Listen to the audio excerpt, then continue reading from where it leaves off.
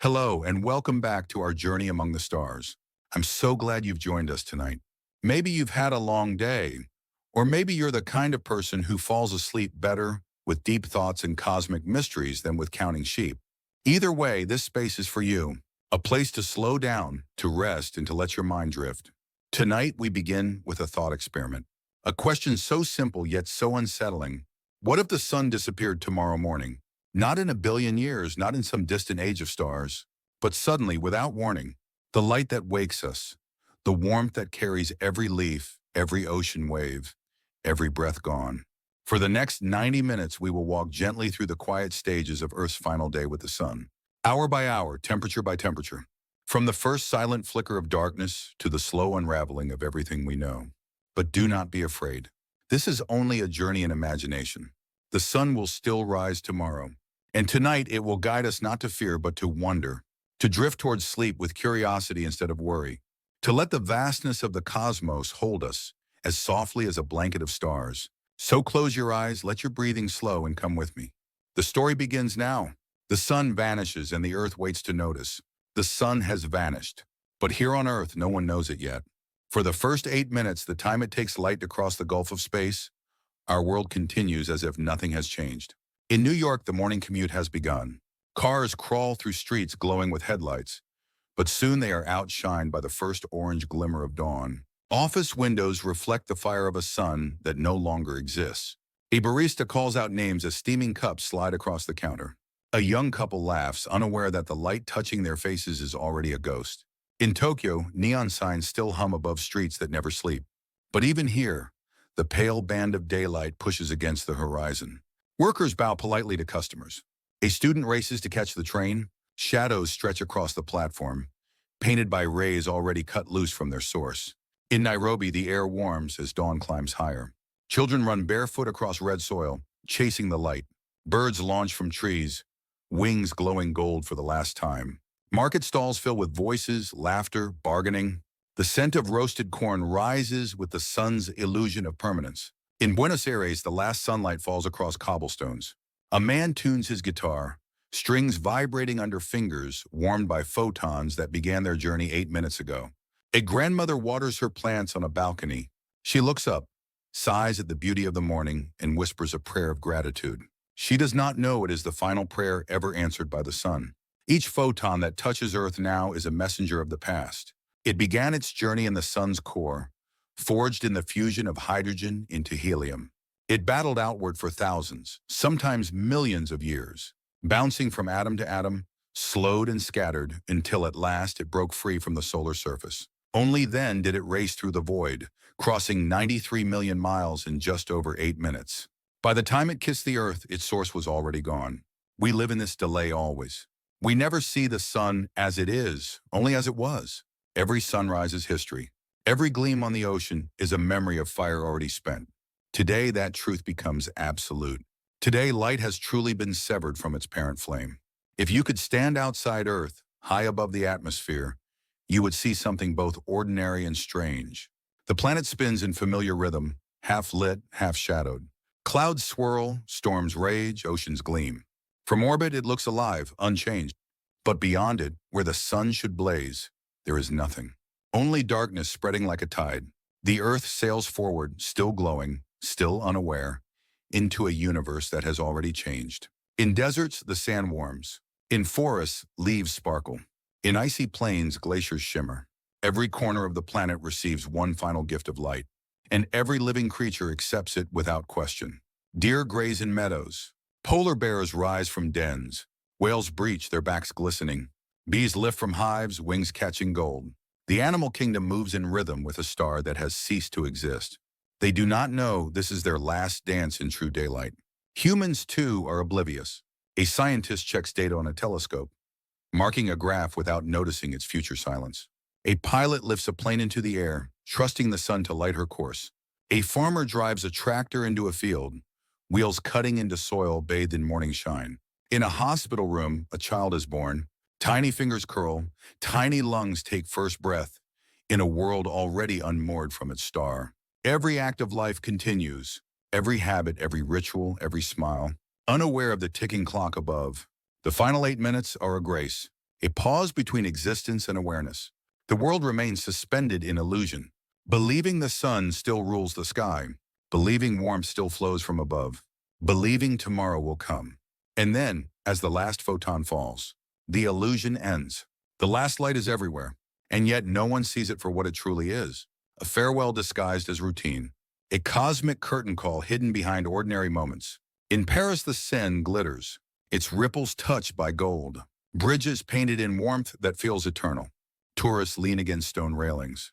Cameras raise smiles frozen in time. Somewhere, lovers kiss beneath this false sunrise, believing they have endless days ahead. In Cairo, the desert awakens. Sand dunes shimmer as though woven from fire. Camel herders guide their animals across the horizon. Their shadows stretch long and sharp.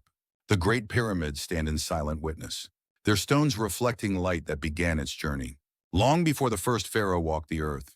In Sydney, children race toward the beach, surfboards under their arms, their laughter ringing like bells.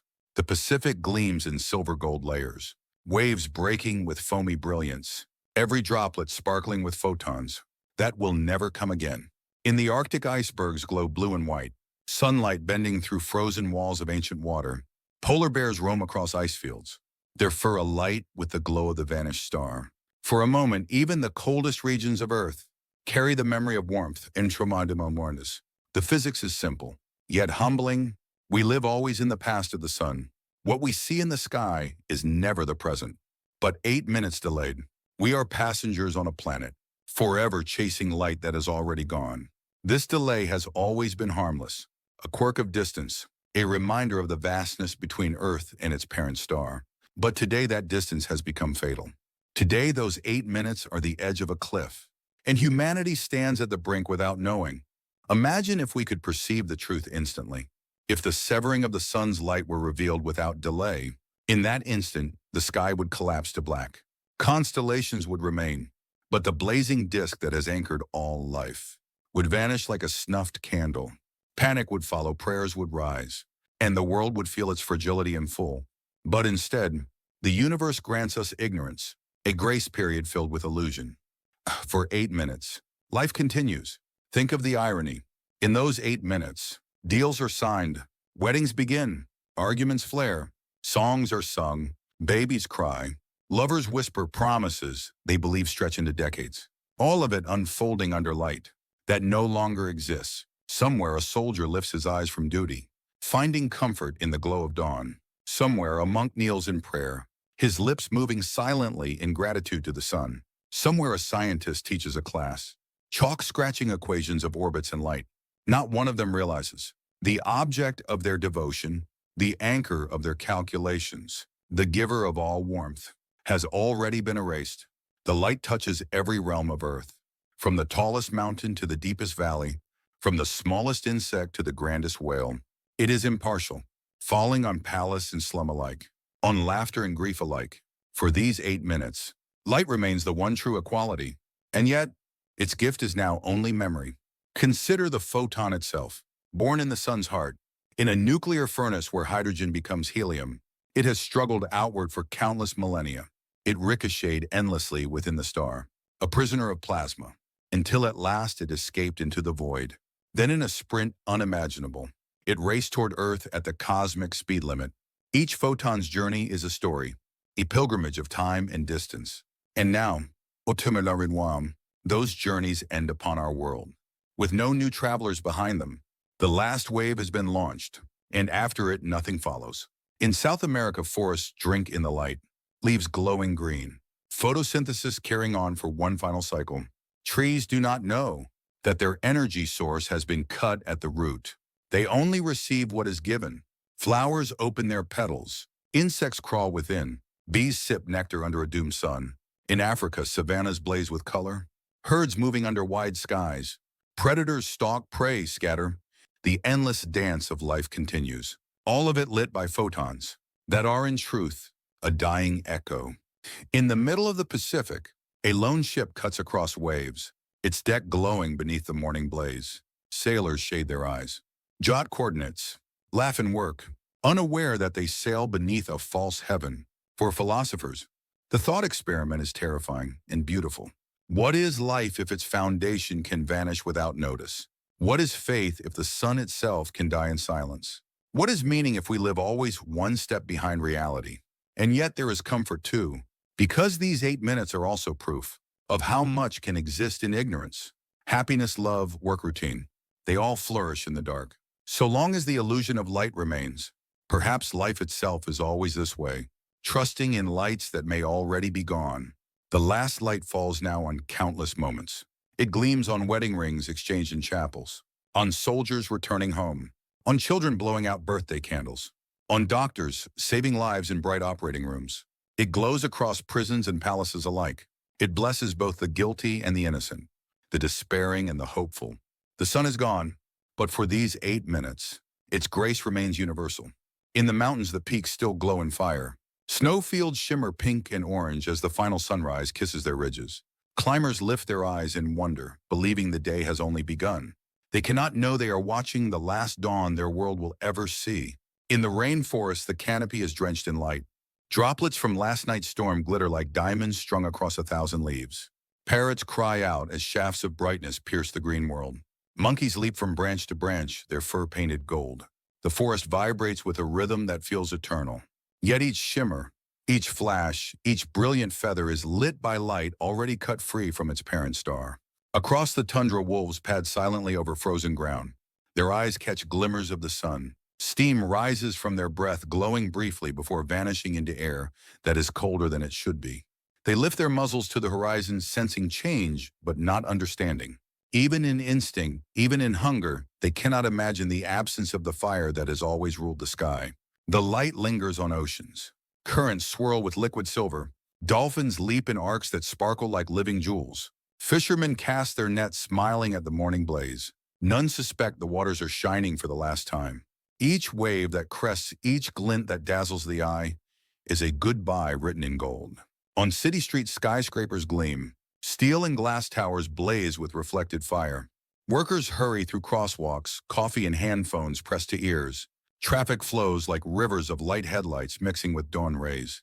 Advertisements flicker across massive screens competing with a sun that is already gone. No face tilts upward in suspicion. No voice cries out in alarm. The illusion is perfect. The world believes in tomorrow. Somewhere a child scribbles a picture with crayons. A yellow circle smiles down on a stick figure family. She hums as she colors the sky blue and fills the page with imagined warmth. She runs to her father to show her drawing. He pats her head gently. They both look out the window at the real sun, and neither knows they are gazing upon a memory, not a reality. Somewhere else, a poet writes verses about dawn. He describes the glow as eternal. He speaks of rebirth each morning. He believes the sun is constant, unyielding, everlasting.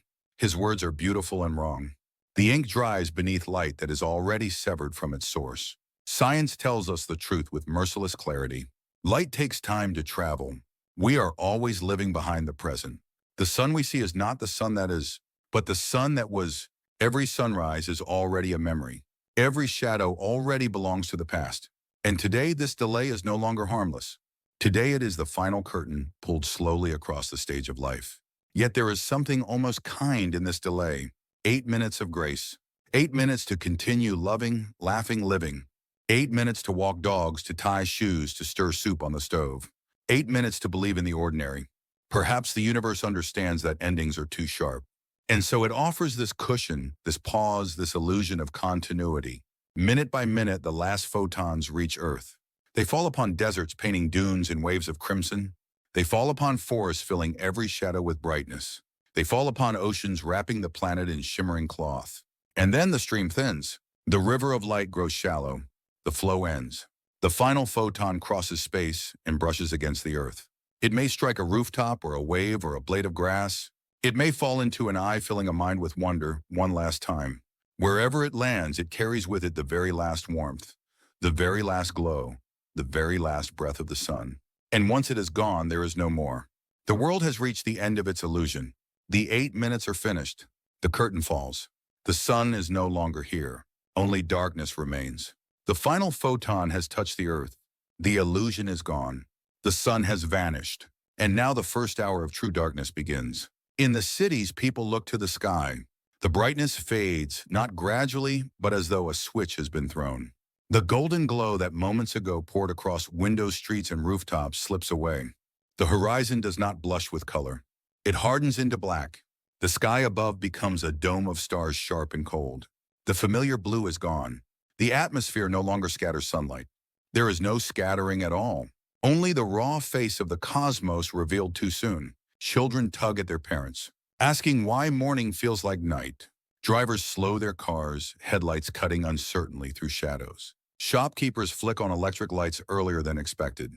Confusion is small at first. No panic, only questions. But the unease grows like ripples spreading outward. In rural places, the change is starker. Farmers step out into fields expecting warmth and brightness. Instead, the air feels colder than it should. The soil does not glow with promise. Cows shuffle restlessly, birds quiet their songs. Chickens refuse to leave their coops as if they know the rhythm of the world has been broken. On the ocean, sailors glance upward, expecting the reassuring blaze of the sun. Instead, they see stars hanging like lanterns at midday. The sea is darker, the waves colder. The compass still points the way, but without the guiding arc of the sun's passage across the sky, they feel unmoored. The ocean is no longer a mirror of light, but a sheet of shadow. Animals respond before humans understand. Dogs bark at the sudden dark. Horses shy and toss their heads. In forests, nocturnal creatures stir early. Owls lift from branches, bats sweep the air. The world's schedule has been rewritten without warning. Night rules when day should reign. In the first 10 minutes, the temperature dips. 1 degree, 2 degrees, barely noticeable, but relentless. The warmth once poured from above is gone. Heat begins to bleed into space. The Earth is a body cooling without its fire.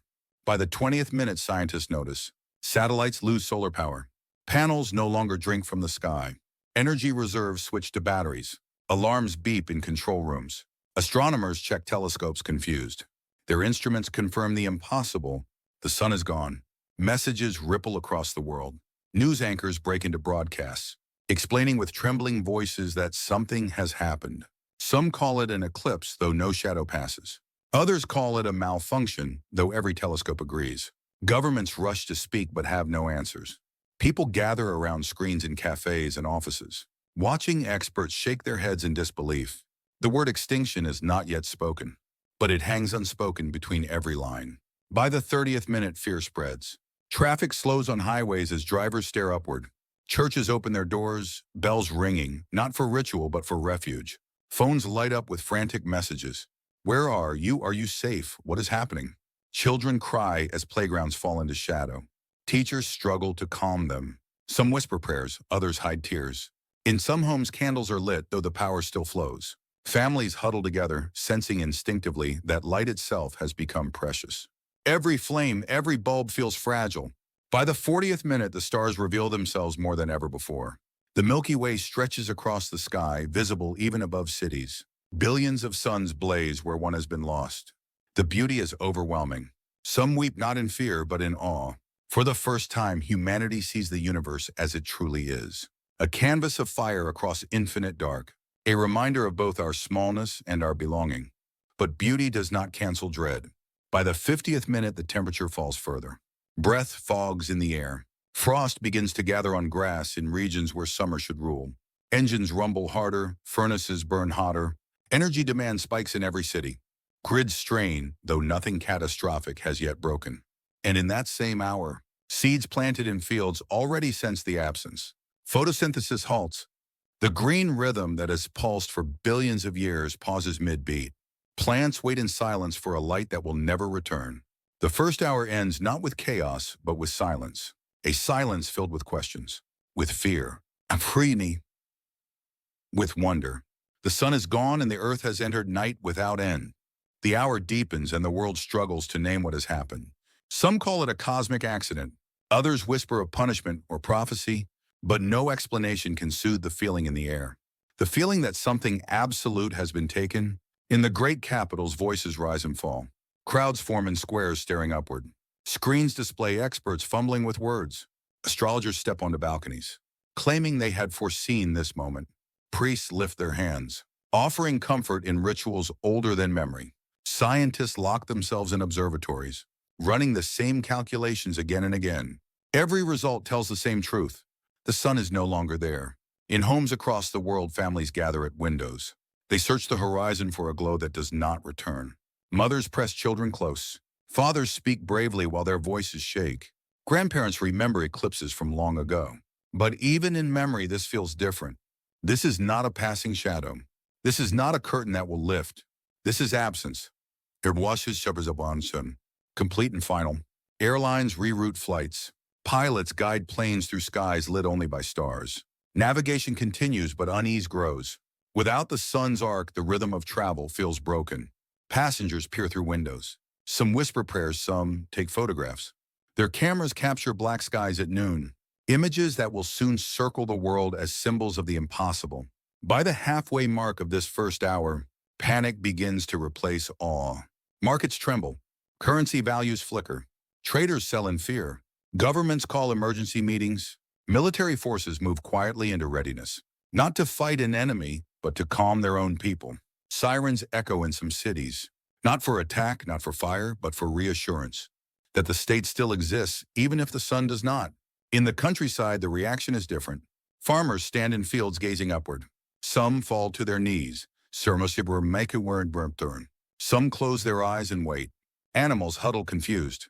Cows low restlessly. Dogs bark at shadows. Birds that began their morning flight settle again as if evening has come. The rhythm of nature is undone. Every creature feels it. Every living thing is unsettled.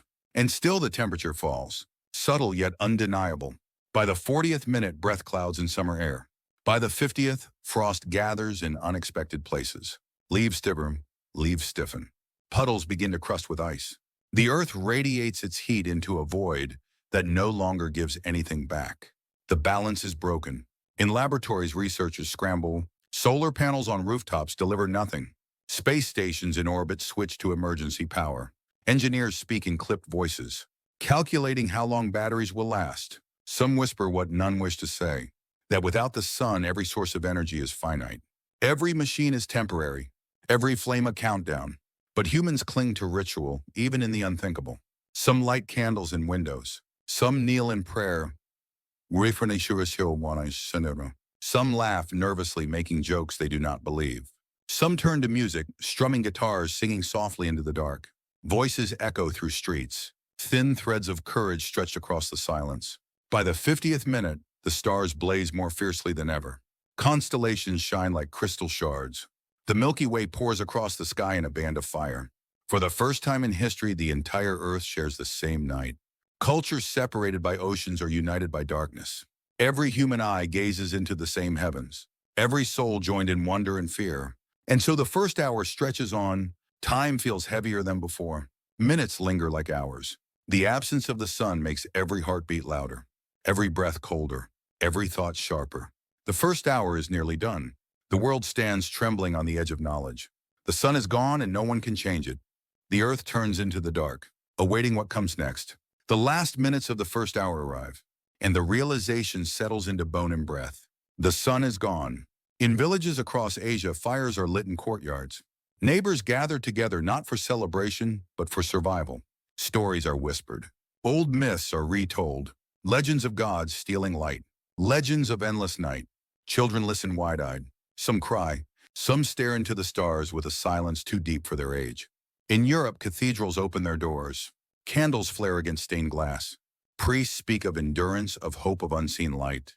The hymns rise soft and trembling, echoing against stone walls that have stood for centuries. Never before have they felt so fragile. Never before so necessary. In North America, voices fill the airwaves. Radio hosts speak steadily, trying to calm their listeners. News anchors read words handed to them by trembling producers. Stay indoors. Stay calm. Trust the authorities. But the questions remain. How can any authority replace the sun? How can any government promise a tomorrow when tomorrow's dawn is gone? On the streets, some people march in protest. Others kneel in prayer. Others wander stunned as though drunk on darkness.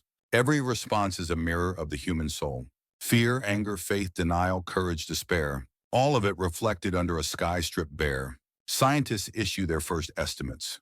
The Earth has begun to cool. The rate is slow but relentless. Degrees slipping downward with each passing minute. In a week, the frost will spread far beyond its borders, In a month, oceans will begin to freeze. In a year, the world will be unrecognizable.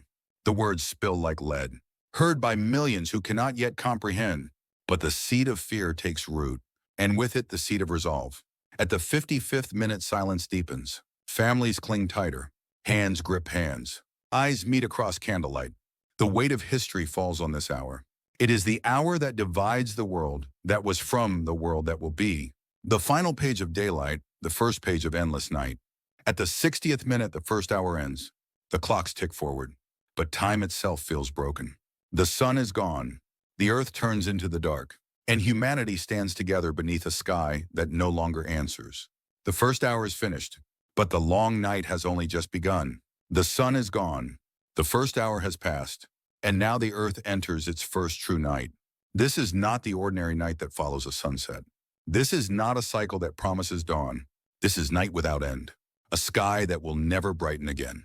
Across continents, lights flicker on. Cities glow in artificial brilliance. Bulbs and neon signs blaze as if to challenge the void. But electricity cannot replace the sun. Power grids strain. Consumption surges as every home, every building, every street corner clings to light. The world is suddenly aware of how fragile its systems are. In New York, skyscrapers shine like towers of fire. Yet the streets below feel colder than they should. In São Paulo, entire neighborhoods gather outside, voices raised in prayer and confusion. In Moscow, the Kremlin glows with floodlights. Leaders whisper behind closed doors. In Beijing, officials call emergency meetings, searching for words that can comfort a billion hearts.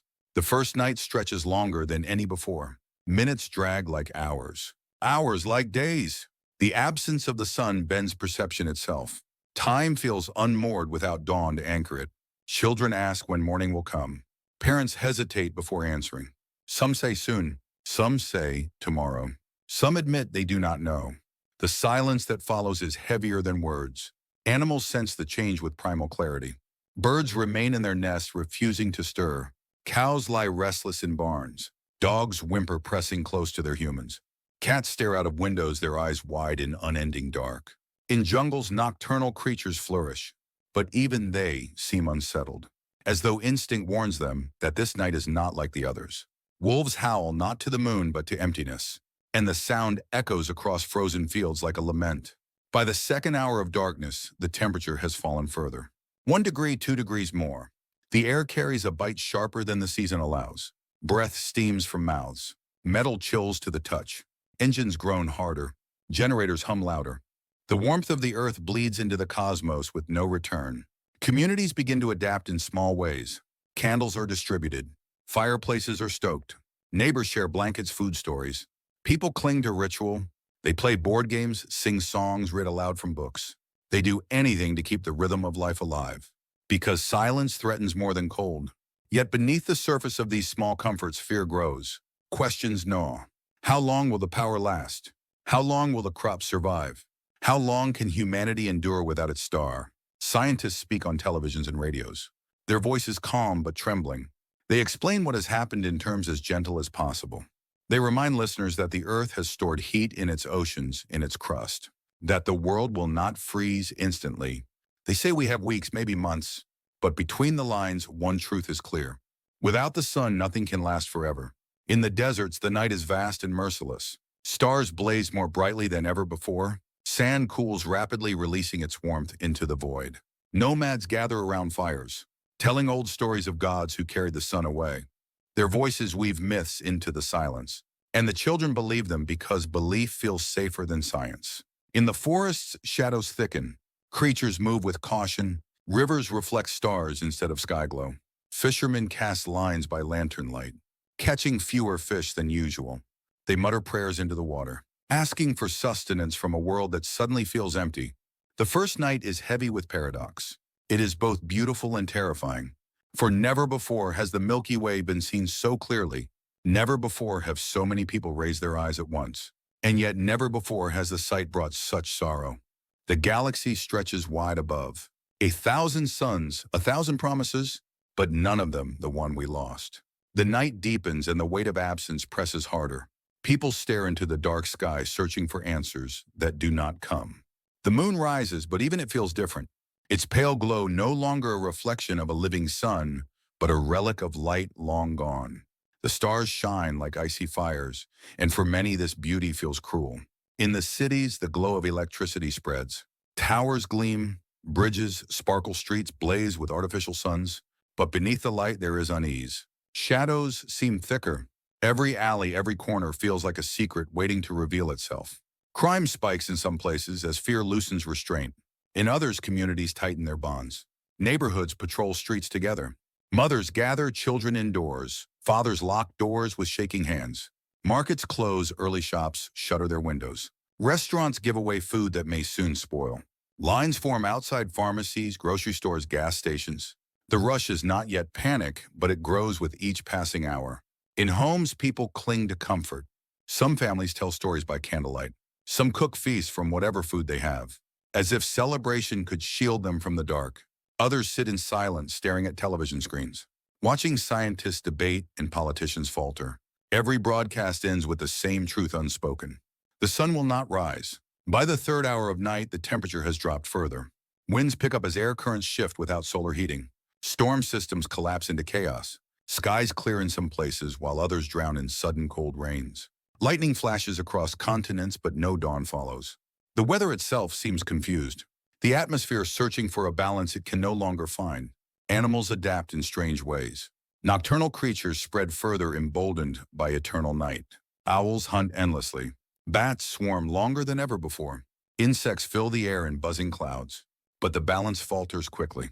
Predators grow restless. Prey grows scarce. In Diur Ketonemasu, the chain of life trembles with each passing hour.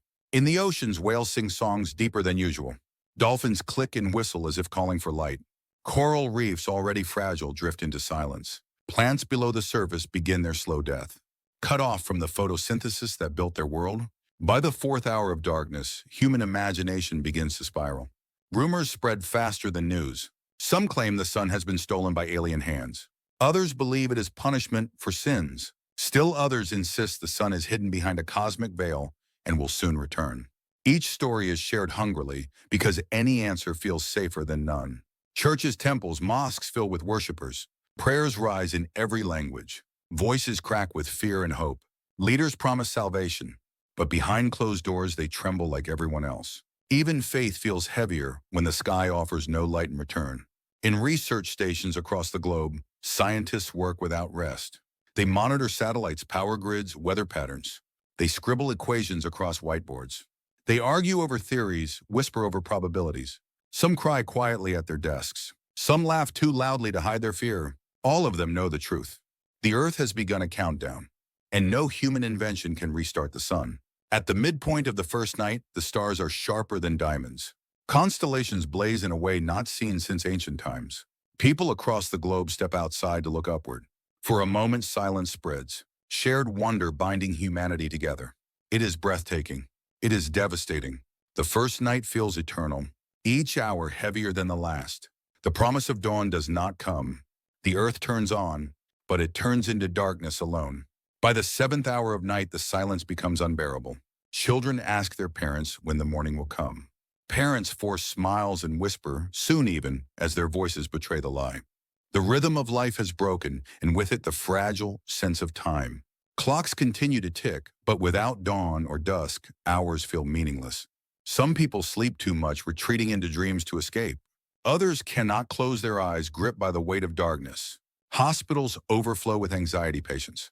Doctors prescribe sedatives while nurses hold hands longer than usual. Compassion grows in some hearts while cruelty awakens in others. The first power outages roll across continents. Demand surges as heaters hum louder in the cold. Grids falter under the strain. Entire neighborhoods plunge into blackness. Candles flicker in windows like small fragile stars. Generators roar in distant factories. The modern world shows its weakness without its celestial anchor. Communities gather around fires. Stories are told in trembling voices. Songs echo against walls once drowned in the hum of traffic. The old ways return quickly, as if humanity had only borrowed light from the sun and now must remember how to live without it. By the eighth hour of night, the ocean surface has cooled more. Fog spreads along coasts. Fishermen return with nets thin and empty. Marine life begins to scatter toward deeper waters. Sharks circle restlessly. Turtles float as if confused. The sea itself feels darker, colder, more ancient. Forests sigh under the weight of cold. Leaves stiffen. Birds fall silent. Wolves cry longer into the night, their howls stretching across valleys like broken music. The natural world senses what humans still struggle to admit. The sun is not coming back. In cities, some streets erupt in chaos. Looting breaks out in supermarkets. Sirens wail endlessly, echoing through avenues. Elsewhere, quiet solidarity holds. Strangers share food blankets, radios. Some neighborhoods are wrapped in fear, while others glow with community. The first night reveals both the best and the worst of humankind. Scientists release first official statements. They speak in measured tones. They avoid absolute words. But the message is clear. The sun has vanished. This is not eclipse. This is not shadow. This is not storm. The silence of the cosmos confirms it. The news spreads like fire. Social media fills with disbelief, anger, denial, prayer. Billions of voices clash into a single cry of helplessness. Toward the end of the first night, the stars seem sharper than ever. The Milky Way stretches across the heavens in blinding clarity. For some, this view is a gift, a reminder of the vastness of the universe and our small, fragile place in it. For others, it is torment, proof of how little control humanity truly holds. Couples embrace tighter, families huddle closer, friends swear eternal loyalty. Love deepens as fear sharpens. In darkness, people cling harder to one another. Somewhere in the desert, a traveler lights a fire alone. He watches sparks rise toward the sky. Each ember fades before reaching the stars. He whispers to himself that he too is just an ember, bright for a moment and then gone. Somewhere in the Arctic, a scientist writes her final notes. She describes the data with steady hands. But between the lines, she writes to her children, telling them she loves them, telling them she hopes they dream of light. Somewhere in a crowded city, a musician takes out a guitar. He plays a song about the dawn. Crowds gather. They sing with him, their voices rising like sunlight that no longer comes. The first night finally draws to its close. But there is no sunrise waiting beyond the horizon. Only deeper cold. Only heavier silence. The earth turns still, but it turns without light. And humanity realizes in full, this was not a night at all. This was the beginning of forever. The world has entered its first full day without the sun. Yet the word day no longer means what it once did. Morning, noon, and evening have collapsed into a single endless night, and humanity begins to grasp the permanence of loss.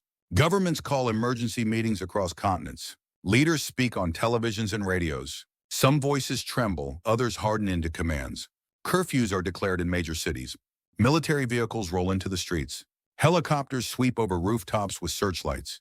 It is an attempt to hold order against a rising tide of fear. In homes, families huddle around screens still glowing with artificial light. Parents explain to children that the sun is sick but will recover. Some children believe, some cry silently. The innocence of youth collides with the silence of the sky. Meanwhile, elders shake their heads whispering ancient myths. Stories of gods who stole fire. Legends of eternal winter. Prophecies that had waited like seeds for this moment. By the 10th hour of darkness, food distribution becomes an urgent concern. Without sunlight, farms lie cold and still. Greenhouses switch to emergency lamps. Tractors sit idle in fields crusted with frost. Governments assure citizens that reserves are full. But whispers of shortage spread quickly. Supermarkets are stripped bare. Frozen goods sell faster than fresh produce. And bottled water vanishes from shelves. Hoarding begins, and with it the first sparks of anger between neighbors. The oceans reflect the truth most vividly. Without solar heating, currents shift. Winds lose their guiding hand. Tides remain faithful to the moon. But the sea surface cools quickly. Fishermen report dead fish near coasts. Jellyfish float like lanterns, no longer steered by warmth. The great whales dive deeper than usual. Their songs stretch low and mournful. The ocean feels older, colder, as though it remembers an age before life. In the 12th hour, scientists announce the first global temperature averages. Already the Earth has cooled by several degrees. What should have been afternoon in the tropics feels like a winter dawn. What should have been morning in the Arctic feels like night inside night. The data confirms what intuition already knows. This is not a passing event. This is the beginning of transformation. Astronomers publish maps showing the last photons that reached Earth. Each dot represents a star already gone. Each path a story already ended. They remind the world that everything seen in the universe is light from the past. But for the first time, humanity feels the full weight of that truth. The present itself has been stolen. Hospitals fill with patients suffering from cold exposure and fear. Mental health lines are overwhelmed. Suicide attempts rise. But alongside despair, unexpected resilience appears. Neighbors share blankets. Doctors work double shifts. Strangers deliver soup to apartments they had never visited before. The first day without the sun becomes both a story of collapse and a story of kindness. Animals wander in confusion. Cows refuse to return to barns. Roosters crow at random hours. Dogs bark at the sky until their voices grow hoarse. Cats retreat into corners as if the walls might still hold warmth. In forests, the owls do not stop hunting. Wolves form larger packs than usual. The balance between night and day has been erased, and so the instincts of life falter. As the 20th hour passes, governments issue new guidelines. Limit electricity use. Preserve fuel. Stay indoors during the coldest periods. Prepare shelters in schools and stadiums. In some cities, church bells ring every hour, not to announce time, but to remind people that time still exists.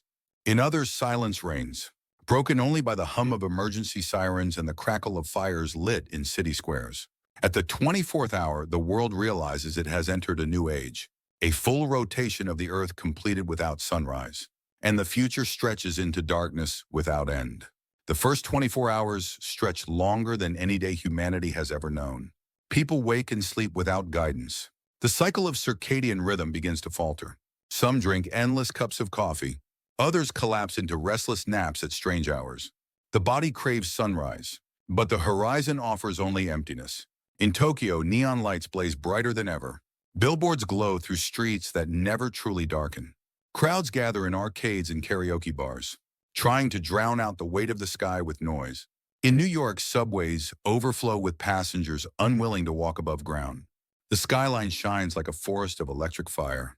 But even skyscrapers look smaller when no sun rises behind them. Governments broadcast reassurances. Food reserves will last months. Power grids will adapt. International alliances are forming. But the tremor in official voices betrays uncertainty. Leaders cling to science, but even scientists struggle to speak with confidence. They describe falling temperatures, shifting jet streams, rising risks of famine. Their words hang heavy in the air. Like the first hints of a funeral no one wants to attend.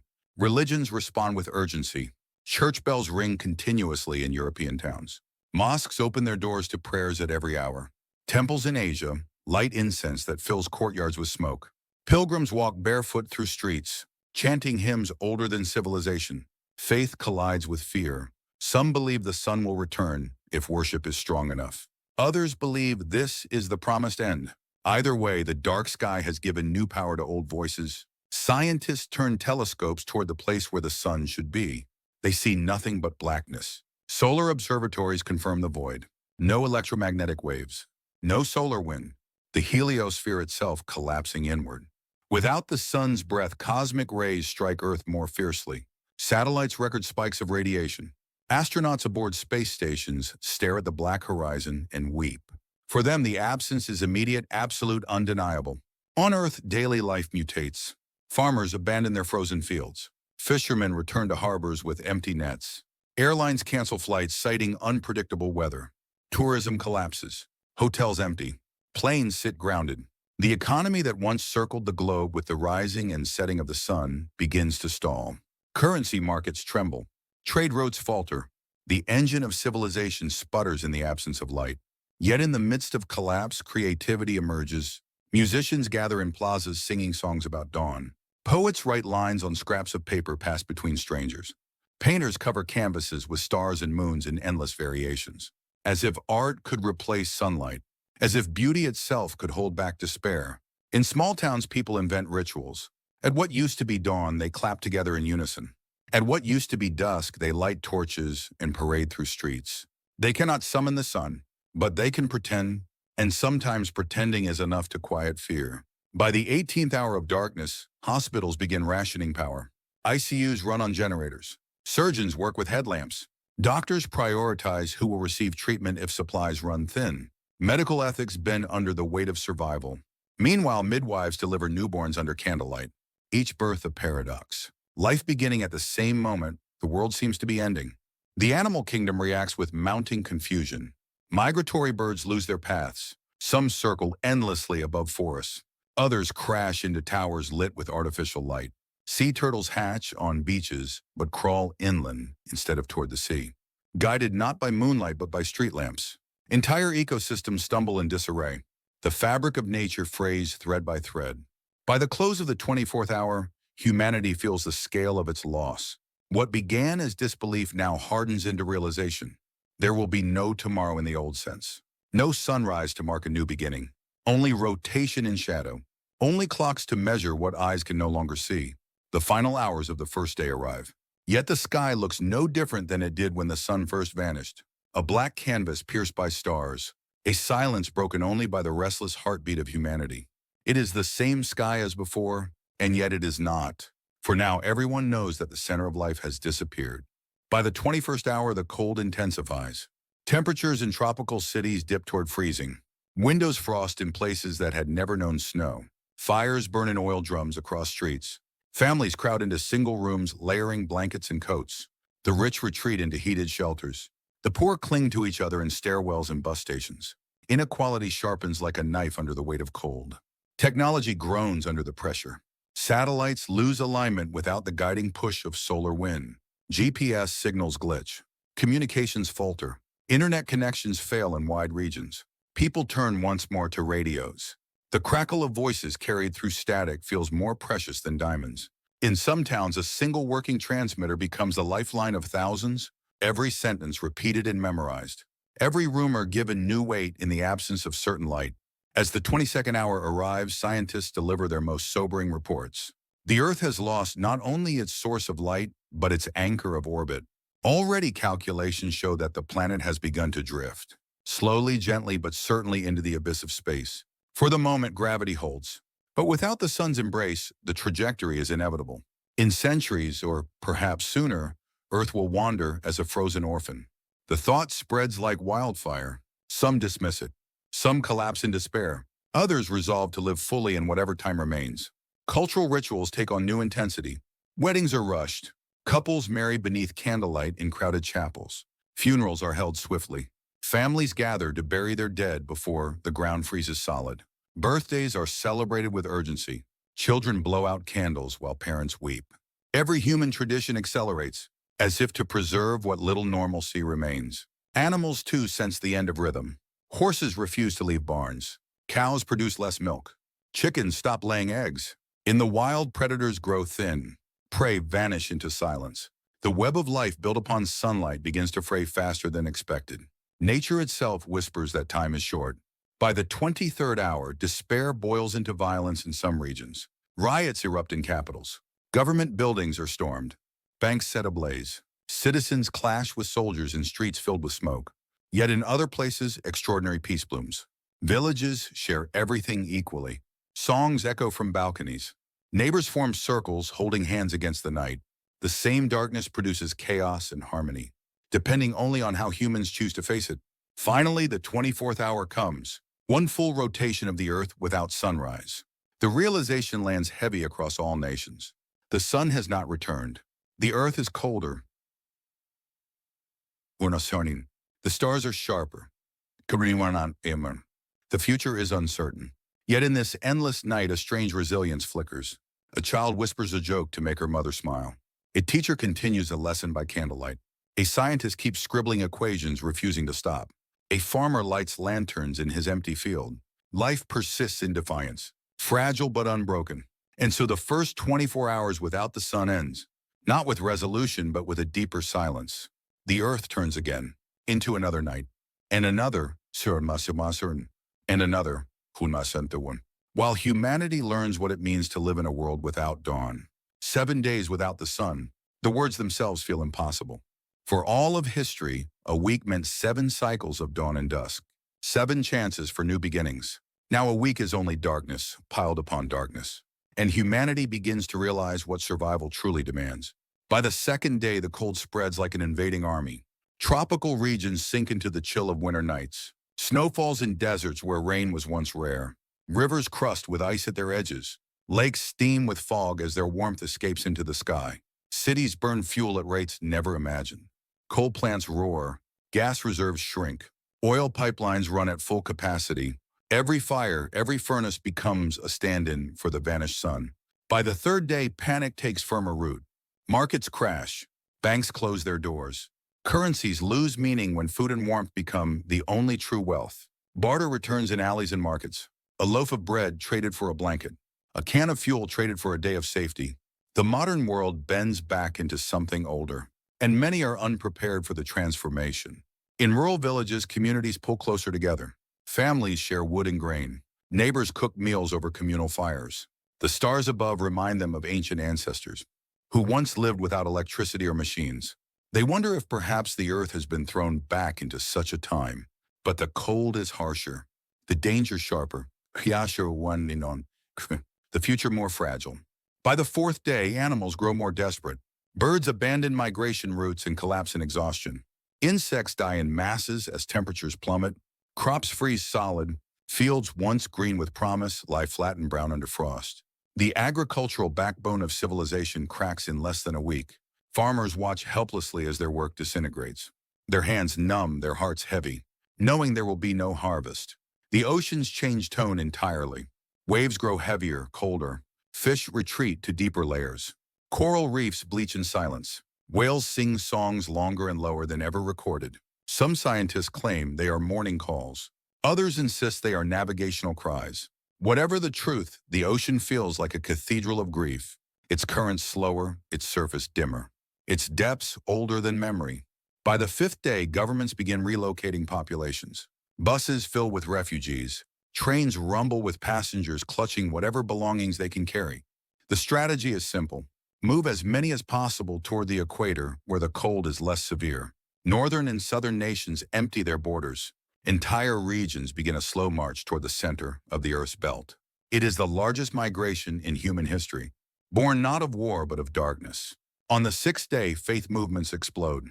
Prophets stand on street corners declaring salvation. Some claim the sun will return if humanity repents. Others claim a new god of night has risen and must be obeyed. Crowds swell with desperation. Some kneel in prayer. Others shout in anger. Faith becomes both a sanctuary and a weapon. Hope and fear mingle until they are indistinguishable. By the seventh day, the earth is cooled by more than 10 degrees. Oceans begin to form skin-like layers of ice in shallow bays. Forests stand brittle silent. Cities glow in patches where power remains. But vast regions have gone dark. Space seen from orbit shows a planet no longer blue and green, but shadowed. A marble of dim light trembling in endless night. The first week ends with a truth that no one can deny. The sun is not coming back, and yet humanity still breathes, still fights, still prays, still creates. The darkness is real, but so is the will to endure. By the eighth day, hunger begins to gnaw louder than fear. Food reserves shrink faster than officials predicted. Without sunlight, agriculture halts completely. Greenhouses powered by electricity can only feed a fraction of mouths. Families ration meals into smaller portions. Children go to bed with empty stomachs. Mothers pretend to be full so their children can eat the last scraps of bread. Cities echo with unrest. Markets once alive with chatter now rumble with anger. Crowds gather, demanding answers, demanding warmth, demanding hope. Police lines hold at first, then falter under the weight of desperation. Shops are stripped bare. Warehouses broken into. People search for anything that can burn or feed. Furniture is chopped into firewood. Libraries are raided not for knowledge but for paper to fuel the flames. Governments fracture under the pressure. Some leaders flee to underground bunkers. Others vanish entirely. New voices rise in their place. Generals, scientists, priests, and merchants all claiming authority. Laws bend and snap. Curfews dissolve into chaos. And yet in some corners of the world, local councils emerge. Ordinary citizens step forward to organize food distribution, to assign guards, to keep order where nations have failed. The absence of the sun becomes the birth of countless new governments, small, fragile experiments of survival. Religion surges stronger than politics. Every faith claims the moment as its prophecy fulfilled. Some churches declare the darkness a punishment. Others declare it a test. Mosques overflow with prayers that echo all through the night. Monasteries open their gates to strangers offering bread and silence. Shrines glow with thousands of candles. Faith binds communities together, but it also divides them as sects clash over who holds the truth. Sacred wars simmer beneath the endless night. Science becomes both beacon and burden. Physicists broadcast the calculations of orbital drift. Geologists explain how cold is seeping into the crust. Biologists warn of mass extinctions already unfolding. Every fact is a blade cutting deeper into fragile hope. And yet every fact is also a guide, pointing to strategies that may extend survival. Underground farming, fusion research, geothermal refuges. The language of equations becomes the language of prayer for those who still trust reason. By the 10th day, the oceans claim their toll. Fishing fleets return with half their numbers. Storms rise without solar steering. Hurricanes spiral unpredictably across coasts. Tsunamis erupt from sudden shifts in currents. Entire harbors vanish beneath black waves. Seaside towns abandon their homes, fleeing inland. The sea that once gave life now devours without mercy. On land, migration continues relentlessly. Highways choke with vehicles packed with belongings. Families sleep in cars under blankets. Children ask if the sun will rise when they reach the equator. Parents cannot answer. Some nations close their borders, unable to feed more mouths. Others open them wide, desperate for workers' soldiers' prayers. The equatorial belt swells with people. Cities double, triple in size within days. The equator becomes the last thin line of relative warmth, a fragile sanctuary against the spreading ice. By the 12th day, art changes tone. No longer hopeful songs of dawn, but dirges of mourning and rage. Poets write of frozen rivers and empty skies. Painters cover walls with stars that shine too bright. Musicians beat drums like thunder, as if rhythm itself could replace the missing sun. Culture does not die in the dark. It mutates into something raw and fierce. Art becomes both rebellion and medicine. And still the first week is not over. Every hour stretches longer than the last. Every breath feels heavier than before. The sun is gone, but the struggle has only begun. By the 13th day, the earth no longer feels like home. Skies remain in eternal black. Air carries the bite of deep winter. Water freezes in pipes. Breath fogs indoors as well as outside. Humanity begins to live not by days but by degrees of cold. A new calendar measured not in sunrise and sunset, but in how quickly frost crawls across windows. Communities adapt with urgency. Schools convert into shelters. Classrooms filled with mattresses and fire pits. Gyms echo with coughing and crying. Stadiums become kitchens feeding thousands at once. The architecture of comfort collapses into the architecture of survival. The old use of space forgotten. The new use dictated by necessity. By the 14th day, the mental strain cuts deeper than hunger. Without the rhythm of day and night, minds unravel. Insomnia spreads like plague. Dreams blur into waking visions. Hallucinations emerge in the absence of sunlight. Doctors call it shadow sickness, a confusion of brain and body. Some grow violent, others grow silent, and a few walk into the cold, as if called by the night itself. Yet resilience grows alongside despair. Inventors build solar lamps from old batteries. Farmers experiment with underground crops warmed by geothermal vents. Fishermen learn to drill holes through ice to catch the few fish that remain near the surface. Mothers teach children songs about stars. Fathers carve stories into wood by candlelight. Survival becomes not just about food and heat, but about memory and meaning. By the 15th day, humanity discovers new leaders, not presidents or kings, but local figures who rise through compassion and skill. A nurse who keeps hundreds alive with limited medicine. A mechanic who keeps generators running long after fuel is gone. A teacher who gathers children each night to remind them of stories of light. These leaders do not command armies. They command trust. And in trust, a fragile new order begins to form. The natural world continues its retreat. Forests and tundras stand brittle. Rivers harden into glass. Animals vanish into hibernation or death. The silence of nature grows louder than any human cry. It is as if Earth itself is falling asleep, with no promise of waking. By the 16th day, the first week without the sun ends in truth. Humanity stands at the edge of a new existence. The old world of schedules, alarms, meetings, and calendars has crumbled. The new world is measured by firelight, by hunger, by breath in the cold air. And yet life remains, small, fragile, burning against the endless dark. The first week has taught humanity the hardest lesson. The sun is not guaranteed. Life is not guaranteed. But as long as even one flame survives, the story continues. 30 days without the sun. A sentence that once belonged only to myth and imagination. Now it is the daily reality of every soul on earth. The first month marks a threshold, a crossing from disbelief to grim acceptance. The world has stopped waiting for dawn. By the second week, the oceans are rimmed with ice far beyond the poles. Harbors that once welcomed ships with waves now stand frozen solid. Fishermen cut holes through thick ice only to find emptiness below. Fish populations collapse. Coral reefs die in silence. the sea begins to look like a graveyard of ancient life. By the third week, farmland across continents lies barren. Crops that survived the first frost now rot in place. Greenhouses glow faintly, but their produce feeds only a fraction of the hungry. Cattle die in barns. Sheep huddle together and freeze. The agricultural backbone of human civilization breaks completely. Hunger ceases to be a threat and becomes a certainty. Cities undergo transformation. Skyscrapers darken floor by floor as power grids fail. Subways once crowded now serve as underground shelters. Parks become forests of tents. Highways clogged with abandoned cars are stripped for parts. The modern city resembles both a ruin and a hive, a place of collapse and of stubborn survival. Governments falter one by one. Elections are postponed indefinitely. Constitutions suspended. New regimes rise claiming emergency powers. Some impose strict rationing. Others collapse into corruption. Entire nations split into regions of loyalty and rebellion. The idea of a unified state weakens, while the idea of local survival strengthens. The cold continues its advance. Average global temperatures drop by 15 degrees. Snow falls across equatorial jungles. Mountains once bare of ice now glitter with glaciers. Rivers harden into white ribbons. Deserts freeze under star-filled skies.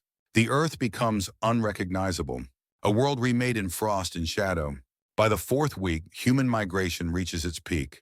Millions press toward the equator. Highways lined with caravans of desperate families. Borders collapse under the weight of numbers. Nations in the tropics struggle to feed the flood of refugees. Tents stretch across landscapes once filled with rainforest and savanna. The equator becomes the last circle of relative warmth, a fragile band of life around a frozen globe. Culture adapts to the long night. Calendars are rewritten. Weeks replaced by cycles of cold and ration. Festivals mark not sunrise but the lighting of communal fires. Songs once sung about dawn are rewritten to praise endurance. Children draw not suns but stars. Generations born in the dark may never know the meaning of morning. And yet in the first month, seeds of resilience appear. Underground farms sprout near geothermal vents. Engineers design cities powered by nuclear reactors. Scientists speak of vast domes that could trap heat like artificial suns. Philosophers preach that perhaps humanity is being forced into its next stage, not to worship the sun but to become its own source of light. The first month ends not with closure, but with revelation. The earth has entered a new age. 1 month without the sun, and still hearts beat, still fires burn, still voices sing in the night. By the 35th day, silence becomes the new language of cities. Streetlights fail in wide districts. Entire neighborhoods vanish into blackness. People walk with lanterns strapped to their foreheads. Children carry candles cupped in trembling hands. The hum of electricity that once defined modern life fades into memory. Now the world sounds like crackling firewood and distant coughing. Markets no longer trade with coins or cards. Food is measured in handfuls. A potato equals a fortune. A bag of rice equals survival. In some regions, clean water becomes more valuable than gold. People exchange heirlooms for a single barrel of grain. Wealth itself has shifted. Power belongs to those who can provide warmth and calories. The ancient foundations of civilization return, and humanity learns again that survival is the only true currency. By the 40th day, communication networks collapse almost entirely. Internet signals fade into silence. Phones buzz only with static. Satellites drift unguided through frozen orbits. Radios remain as the last fragile bridges between communities. Across continents, voices crackle with broken words. Help needed in the north. Fuel shortages in the south. Refugees moving west. Entire nations reduced to whispers carried through static. Governments that remain scramble to hold order. Some declare martial law. Soldiers patrol streets armed not only with rifles, but with bundles of firewood to distribute. Others dissolve into warlord states where generals control supplies like kings. The promise of democracy withers in the dark. The machinery of politics slows until it stalls completely. What remains are fragments of authority, and the struggle of people to decide who they will trust when no sun rises. Nature itself continues to retreat. Forests collapse under the weight of snow. Animals vanish from hunting grounds. Wolves grow bold, raiding villages for scraps. Bears stumble into towns desperate for food. Birds drop from the sky mid-flight, their wings frozen. The balance between wilderness and humanity breaks. The earth begins to feel empty, as if the silence of the missing sun has spread into every creature. And yet within this emptiness, new communities form. Underground bunkers expand into villages. Old subway tunnels turn into thriving corridors of survival. Families paint walls with bright colors to simulate daylight. Children play games under artificial lamps. Engineers build crude heating systems from scavenged machines. Doctors set up makeshift clinics. Teachers gather groups of children and remind them of the stories of light. Life continues in hidden pockets, fragile but defiant. By the 45th day, despair and creativity collide. Artists carve suns into walls. Poets recite verses about fire. Musicians create instruments from scrap metal, and their songs echo through tunnels like hymns of a new faith. Art no longer entertains, it sustains. It reminds people of what was lost, and it gives them strength to endure another night. The first month without the sun teaches humanity two truths. The old world has ended, and yet humanity has not. In the cold, in the hunger, in the endless dark, life bends but does not break. By the 50th day, the Earth is no longer the planet remembered in memory. Oceans edged with ice stretch farther toward the equator. Forests stand as brittle skeletons beneath starlight. Cities once alive with movement are quiet save for the crackle of fires. Humanity has crossed into a world that feels both alien and ancient. It is not a new day. It is a long night stretching without end. Communities at the equator swell beyond capacity. Refugee camps expand into sprawling towns of tents and scrap wood. Cooking fires line streets like constellations on the ground. Diseases spread quickly in the close press of bodies. Doctors fight not only cold but infection. And medicine itself becomes rarer than food. Still, laughter is heard in corners. Children chase one another between shelters, as if pretending that morning still exists. By the 55th day, a new rhythm emerges. People wake not by sunrise, but by the cycles of heat lamps and fire shifts. Work begins when fuel is available. Meals are shared when food is found. Time itself fractures. Some communities invent new calendars based on rotations of the moon. Others carve marks into stone to count the passing of weeks. Humanity learns again to measure existence not by hours but by survival. Governments that endure shift their focus to preservation, not progress. Nuclear power stations guarded like holy temples. Geothermal wells drilled with urgency. Scientists recruited not for research but for engineering survival. Nations compete not for borders but for energy. Alliances form between unlikely partners. Enemies of yesterday trade fuel today. Because survival recognizes no ideology. Religion deepens its hold. The sun is worshipped as a god lost to anger. Prayers rise every hour. Candles burn in endless rows in temples across continents. Some sects promise that faith alone can summon the dawn. Others preach surrender and acceptance. The dark becomes holy, and the line between faith and survival blurs. By the 60th day, the earth has cooled by 20 degrees on average. Equatorial jungles stand rimmed with frost. Savannas whiten with thin sheets of snow. The cry of insects is gone. The roar of rivers muted under ice. The world is quieter than it has ever been. And in that silence, humanity feels both fear and awe. And yet within the dark, new hope flickers. Engineers succeed in building the first underground farms warmed by geothermal vents. Sprouts of green appear beneath artificial light. A taste of lettuce after weeks of hunger brings tears to grown men. Children bite into vegetables and laugh as if eating sunshine itself. The smallest harvest feels like a miracle. Proof that life can begin again even here. By the close of the first month, humanity knows the truth. The sun is not returning. The earth will never be the same. But within the endless night, there remains the will to survive, and perhaps even to begin anew. The first month without the sun does not end with death. It ends with a fragile spark, a reminder that even in a world without dawn, humanity can create its own light. A year without the sun. Words that once belonged only to fiction now shape reality. 12 months measured not by seasons, but by cold. 4 seasons replaced by a single endless winter. The Earth has passed through one full orbit around a place where nothing remains. By the 3rd month, the oceans harden across continents. Ice sheets stretch far beyond the poles. Shipping routes collapse entirely. Harbors frozen solid become graveyards of rusting ships. Navies that once patrolled oceans now guard coastlines of ice. The age of seafaring ends in silence. By the 6th month, agriculture is memory. Fields are empty white plains. Greenhouses that survived collapse under weight of snow. Underground farms multiply but feed only small communities. Hunger is no longer a crisis but the condition of life. Generations grow up with ribs showing through thin shirts. Meals reduced to roots, mushrooms, and lab-grown scraps. Banquets exist only in stories told to children before sleep. Cities transform into ruins and sanctuaries both. Skyscrapers stripped of glass become windbreaks for tents. Subways expand into underground towns. Cathedrals glow with candles day and night. Prisons abandoned as guards and inmates alike flee into the dark.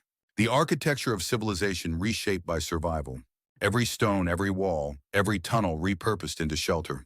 By the ninth month, political maps collapse. Nations fracture into city-states, tribes, networks of survival. Flags lose meaning. Borders fade into memory. What matters is fuel, food, safety, and trust. The idea of country becomes the idea of community. The world is no longer global but local, a planet of small fires instead of great powers. By the 12th month, a new rhythm emerges. Humans rise and sleep according to fire shifts. Families gather in circles around heat lamps. Children learn not from schools but from elders who still remember stories of light. Songs of dawn turn into myths. The sun itself remembered like an ancestor long gone. Drawn on walls carved into stone, sung into lullabies. A memory carried forward into the endless night. And yet within the collapse, resilience blooms. Engineers build fusion prototypes. Scientists experiment with vast domes that trap heat like artificial skies. Artists paint murals of imagined sunrise to give children hope. Communities share rituals of lighting fires together each week.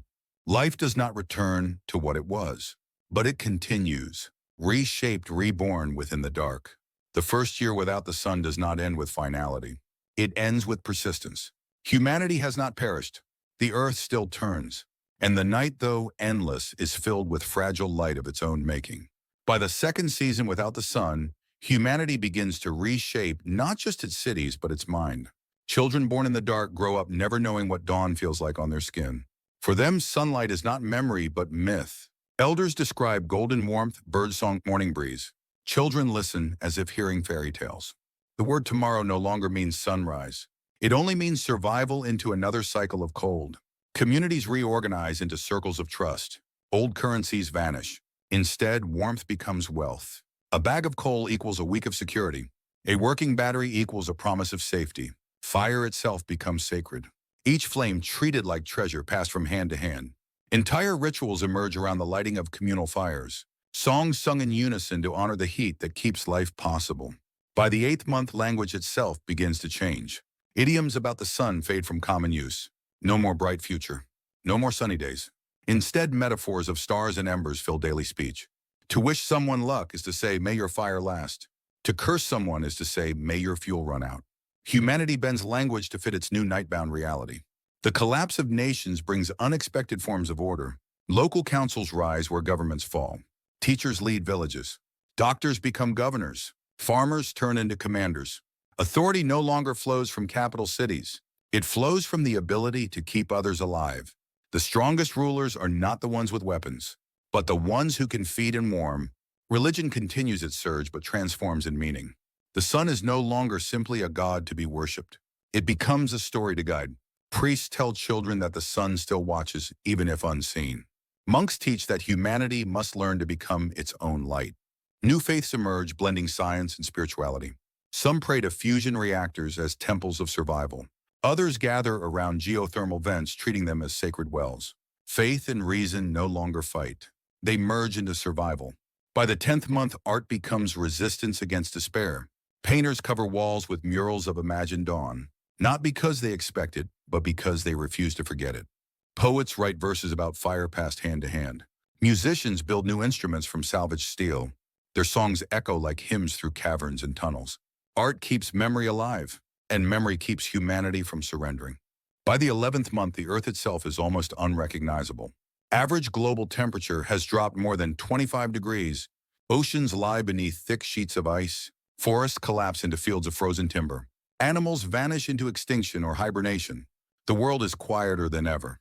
But in that silence, human voices sound louder, echoing against ruins, reminding the night that life remains. As the first year closes, humanity carries scars, but also seeds. Scars of hunger, grief, and endless night. Seeds of resilience, community, and creation. The sun has not returned, but life has not surrendered. The first year ends not with death, but with the stubborn flicker of survival. By the 12th month, humanity no longer waits for sunrise. The idea of dawn has become legend carried in stories and songs. Entire generations are now shaped by the endless night. For them, the sun is not a memory but a myth, a figure drawn on walls glowing in candlelight, a promise spoken at bedtime by weary parents who still whisper maybe one day. Communities that survive this long are not those with weapons, but those with cooperation. Villages built around geothermal vents thrive more than cities with armies. Families that share food last longer than hoarders with vaults. Survival has become less about strength and more about trust. The first year teaches humanity that light is not just physics. It is kindness fire shared hand to hand. By the end of the year, the Earth itself has changed beyond recognition. Continents are wrapped in sheets of ice. Equatorial regions once lush with jungle are fields of frost. Rivers flow only beneath thick shells of ice. Oceans groan with shifting glaciers. Animals that once filled forests and seas have disappeared into silence. The planet no longer resembles the world that was. It is colder, older, darker, yet it still carries life within it. Culture adapts as memory fades. New myths are born. The sun becomes a character in legends told to children. A great firebird that once circled the sky but abandoned humankind. Songs celebrate the courage of those who keep flames alive through the longest nights. Festivals mark not the return of light, but the endurance of darkness. Humanity begins to build an identity not around what was lost, but around what remains. By the 12th month, whispers of hope rise again. Scientists working in underground labs test prototypes of fusion reactors. Engineers experiment with domes that trap heat like artificial ecosystems. Farmers succeed in growing full harvests of mushrooms, roots, and algae beneath the earth. A single successful crop feels like sunrise. A single working machine feels like the rebirth of dawn. Innovation itself becomes the new form of worship, and progress the new kind of prayer. Families celebrate the anniversary of the last sunrise, not with grief, but with remembrance. Candles lit in circles, songs sung in whispers. Children asked to imagine golden skies they have never seen. It is not mourning, but a promise that even in endless night, humanity will remember what light feels like. The first year without the sun does not end in extinction. It ends in adaptation. Humanity smaller, colder, hungrier than before, but still alive, still imagining, still building. The earth turns on, not toward dawn, but toward whatever comes next. 10 years without the sun. A span of time once unthinkable, now etched into memory and bone. Entire generations of children have grown in darkness. For them, light is not memory, but story. The sun exists only in drawings and whispered songs. A firebird in the sky, a golden crown above the earth. The word morning is no longer experience, but myth. By the second year, the Earth's oceans are sealed in armor. Ice stretches across once open waters. Only the deepest currents remain liquid, carrying heat like hidden veins. Ships lie entombed in harbors, locked beneath frozen waves. Trade by sea is gone. The age of oceans ended in silence. By the third year, forests have collapsed into white plains of brittle trees, roots strangled by frost, leaves long fallen. Animals once abundant, reduced to bones beneath snow. Only scavengers remain. Rats feeding on scraps in abandoned cities. Crows circling refugee camps. Humanity is no longer surrounded by wilderness. It lives in an emptier world. By the fifth year, human society has reshaped completely. Nations have disappeared. What survives are coalitions of city-states, alliances of geothermal towns, networks of underground farms, borders no longer drawn by rivers or mountains. They are drawn by sources of heat. Every map of power is a map of warmth. By the seventh year, culture has transformed. Art no longer dreams of dawn, but celebrates survival. Murals of fire spread across tunnel walls. Songs praise those who share fuel. Stories cast heroes not as warriors, but as keepers of flame. The sun has become less a lost god and more a symbol of what humanity must become. Not waiting for light, but creating it. By the 10th year, a fragile equilibrium forms. Underground cities glow with artificial lamps. Geothermal plants hum like the heartbeat of civilization. Fusion experiments inch closer to success. Mushrooms, algae, roots sustain diets once unimaginable. Children laugh in caverns carved beneath frozen soil. Their games echo through stone corridors like proof that life endures. The Earth itself has grown colder still. Average global temperatures fallen by more than 30 degrees. The equator now resembles the poles of old. Glaciers crawl across continents. Stars shine brighter than ever in skies of eternal night. The planet no longer resembles the Earth that was. It is colder, quieter, older. But it is alive. And within it, humanity persists. The first decade without the sun closes not with extinction, but with transformation. Humanity no longer asks when the sun will return. It asks only how to keep fire alive. The night has become normal, and within that normalcy, a new kind of dawn begins to glow. By the 10th year, the human spirit no longer waits for miracles. The hope of the sun's return has faded into legend. Children born in the dark do not pray for dawn. They pray for warmth, for food, for the strength of their families. The concept of day and night has dissolved into cycles of work and rest, time measured by the hum of generators, the burning of firewood, the rotation of labor shifts. Communities that survived the first year now stand as pillars of a new world. Underground networks stretch for miles, lit by lamps and fueled by geothermal energy. Caverns carved into stone hold fields of mushrooms and algae tanks glowing faintly with artificial light. Families live in apartments dug deep beneath mountains. Schools function again, though lessons are not about history or literature. They are about fire maintenance, hydroponic farming, radiation, safety. Education itself has been remade as survival. Faith adapts into permanence. Old religions survive, but their prayers shift, no longer asking for the sun's return. Instead, they bless the flames that remain. They sanctify geothermal wells as sacred springs, fusion labs as temples of light. In some regions, entire new religions arise, worshiping engineers as prophets, treating artificial light as holy fire. Faith, once bound to heaven, now binds itself to machines. Language continues to evolve. Children no longer use phrases about sunrise or daylight. They speak of warmth instead of brightness. They describe hope as a steady flame, not a shining sky. The sun itself becomes a character in bedtime stories, a trickster who abandoned Earth, or a king who sleeps beneath the horizon waiting to awaken. Myth takes the place of memory, and humanity teaches its young through legend what once was fact. Art flourishes in defiance of despair. Muralists paint vast caverns with imagined horizons. Musicians craft songs that mimic birdsong once heard at dawn. Poets recite verses about fire as if it were eternal love. The sun exists in every brushstroke, every lyric, every whispered rhyme, not because it will return, but because forgetting it would be a second death. By the middle of the decade, humanity rediscovers community as its foundation. Trade networks link geothermal towns across continents. Caravans of sleds and armored vehicles crawl over ice plains, bringing salt, fuel, dried food, medicinal roots. Markets return, though they no longer trade coins or notes. Instead, jars of oil, sacks of grain, batteries, and tools change hands. Wealth is measured not in currency but in calories and warmth. The structure of civilization reborn in simpler forms. Yet alongside resilience, despair lingers. Some regions fall into silence. Entire communities vanish beneath collapsing ice. Others dissolve into violence. Rival groups battle for geothermal vents and fusion prototypes. In the absence of the sun, humanity learns again that survival can unite or divide, and both lessons echo through the tunnels of the earth. The 10th year closes with two truths. Humanity has survived, but humanity has changed. The world is no longer shaped by light but by fire. The earth no longer blue and green but black and white. Yet within the frozen silence, hearts still burn. 10 years without the sun and the earth has become a different planet. The skies remain black, but filled with stars sharper than ever before. The seas are frozen plains that stretch like continents of glass. The forest gone silent, leaving only skeletal trees buried under frost. The earth no longer turns toward dawn. It drifts endlessly into shadow. By the end of the decade, entire generations have grown with no memory of sunlight. Children sketch suns on walls without truly knowing what they draw. For them, the golden circle is a symbol, not a memory. They imagine it as storytellers describe it. A firebird, a crown, a sleeping god. Myth replaces memory, and the world continues forward in its new mythology. Civilization has fractured into mosaics of survival. Underground cities glow with geothermal warmth. Networks of tunnels hold farms, schools, marketplaces.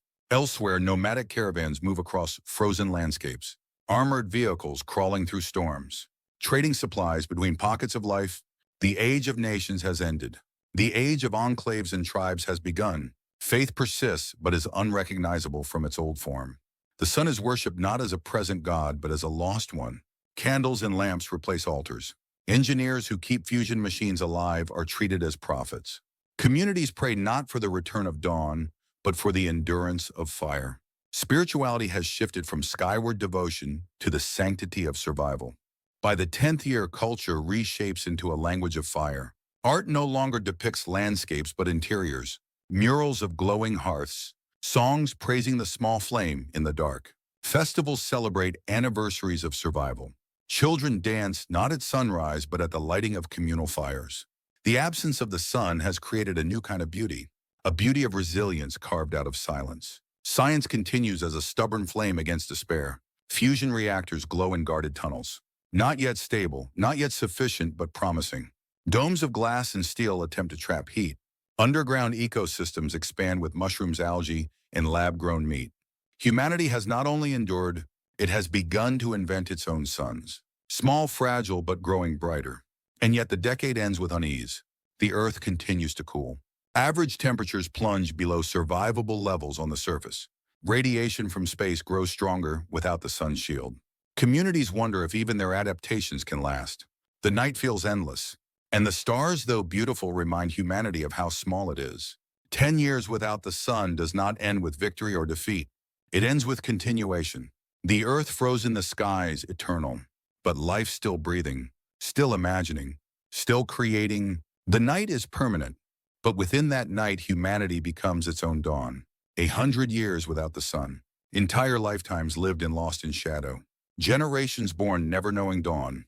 Generations buried never seeing the sky turn gold again. For them the sun is not absence but myth, a word carried through stories, a circle drawn on walls, a god whispered about in lullabies. By the second decade the Earth was no longer blue and green.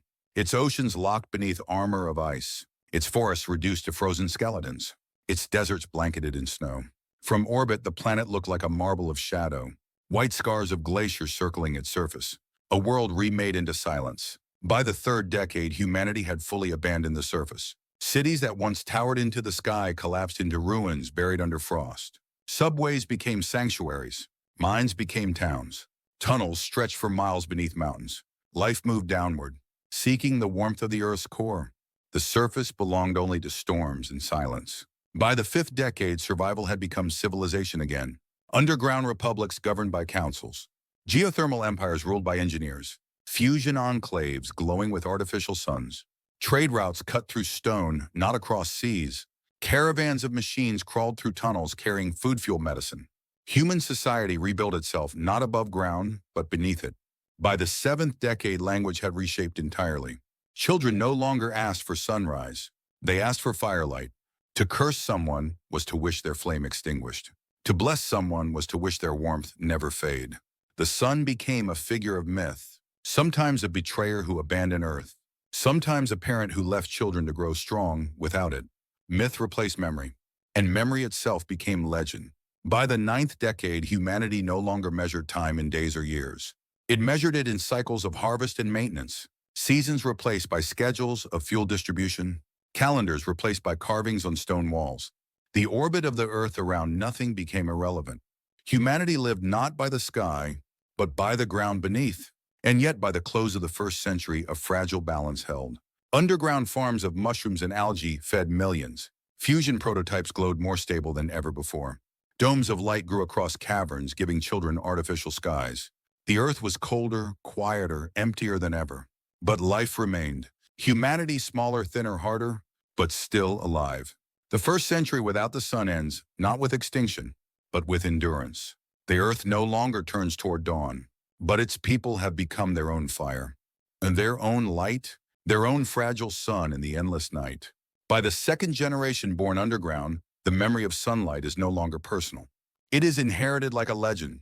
Grandparents speak of golden warmth on skin, but their words sound like myths of dragons and gods. Children nod politely but cannot imagine it fully. Their only reality is lamplight flickering against stone walls.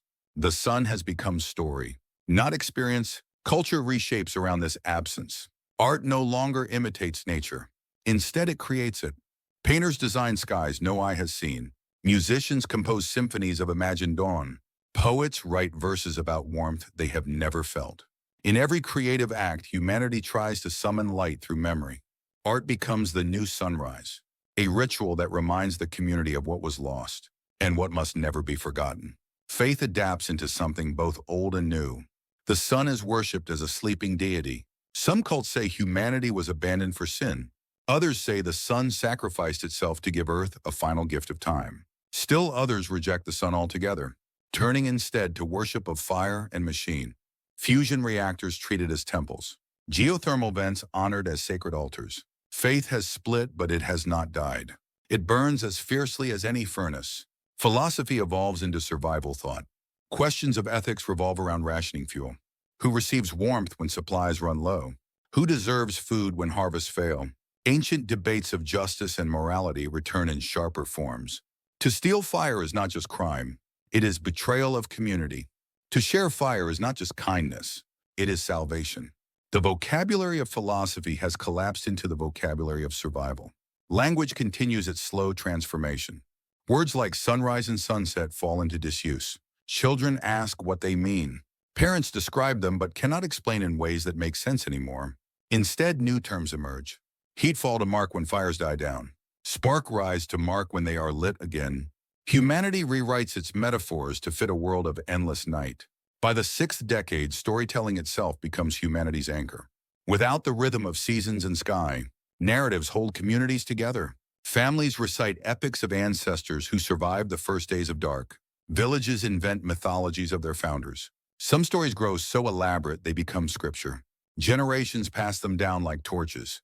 The sun is remembered not in astronomy but in myth, a constant character across every tale, sometimes absent, sometimes returning, sometimes reborn through human hands. By the close of the first century, humanity has grown unrecognizable to its past self. Eyes larger to capture dim light, skin paler from generations underground, bodies smaller, more efficient, conserving energy in lean times. But the greatest transformation is not physical, it is cultural. Humanity no longer defines itself by what it lost. It defines itself by what it created in the absence. Fire communities trust resilience. The philosophy of survival has become the philosophy of existence. The first century without the sun does not end in despair. It ends in transformation of meaning itself. The sun is gone, but light has not vanished. It lives in fire and art, in story and spirit. Humanity has carried dawn into the dark. 100 years without the sun, and yet the earth still breathes. The surface lies silent under miles of ice. Cities entombed, skyscrapers, frozen monuments to a world that was above ground. Nothing stirs but storms and shadows. Yet beneath the crust, life continues. Tunnels glowing with artificial fire. Communities bound together in defiance of endless night. By the 95th year, survival has matured into civilization once more. Underground networks stretch continent to continent, linked by geothermal wells guarded like treasure. Fusion reactors glow as fragile suns. Some fail and collapse, entire towns vanish into dark. Others succeed and bloom into thriving enclaves. Communities trade not only food and fuel, but music, art, stories. The economy of survival has become the culture of resilience. By the 98th year, new myths rise. The sun remembered not as lost, but as prophecy. Some believe it will one day awaken. Others preach humanity must forge its own stars. Children grow up not longing for something they never knew, but believing their destiny is to build light, not wait for it. Philosophy has shifted from mourning to creation, and with it hope transforms into action. By the 100th year, humanity looks different. Bodies leaner, eyes wide, adapted to dimness. Skin pale as stone, voices stronger from singing together in caverns. But more than physical, the change is cultural. People no longer ask when the sun will return. They ask how to keep fire alive for another 100 years. They no longer measure time by rotation around a vanished star. They measure it by cycles of endurance. The earth itself no longer resembles its past. Oceans sealed in ice. Forests erased. Deserts frozen under snow. The surface a mausoleum of what once thrived. But underground glows a new world. A civilization reborn in the dark. A planet no longer ruled by the sun, but by its own creations. The first century without the sun ends not with extinction, but with renewal. Humanity did not wait for dawn. It became dawn. It did not surrender to night. It built fire within it. The sun is gone, but its memory burns in every lamp, every story, every child born in shadow. And as the second century begins, humanity walks forward, not toward the past, but toward a new light of its own making. 1,000 years without the sun. What began as panic became survival. What began as survival became memory. And what began as memory became myth. By the second century, the last forests on the surface are gone, buried under layers of ice that stretch across continents. The seas lie frozen hundreds of meters thick, a white tomb sealing all that once swam free. Mountains stand sharp against eternal darkness, their peaks no longer lit by dawn. The Earth's surface has become a world of silence. Underground life has grown into vast networks, cities carved from stone, warmed by the deep heat of the planet, some powered by fusion that flickers like fragile stars, others by geothermal vents pulsing with steady warmth. Humanity clusters around these oases of energy, each settlement a spark in the dark.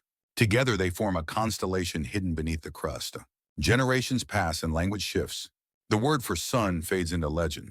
Children hear it in songs sung by elders, as a golden fire that once hung above the world. To them it is not lost but fable, a tale of a sky they will never see. Some doubt it ever existed. Others dream of reclaiming it through invention. Biology changes too. Over centuries, bodies adapt to scarcity. Paler skin, larger eyes tuned to artificial light, lungs conditioned for recycled air, bones narrower from living underground.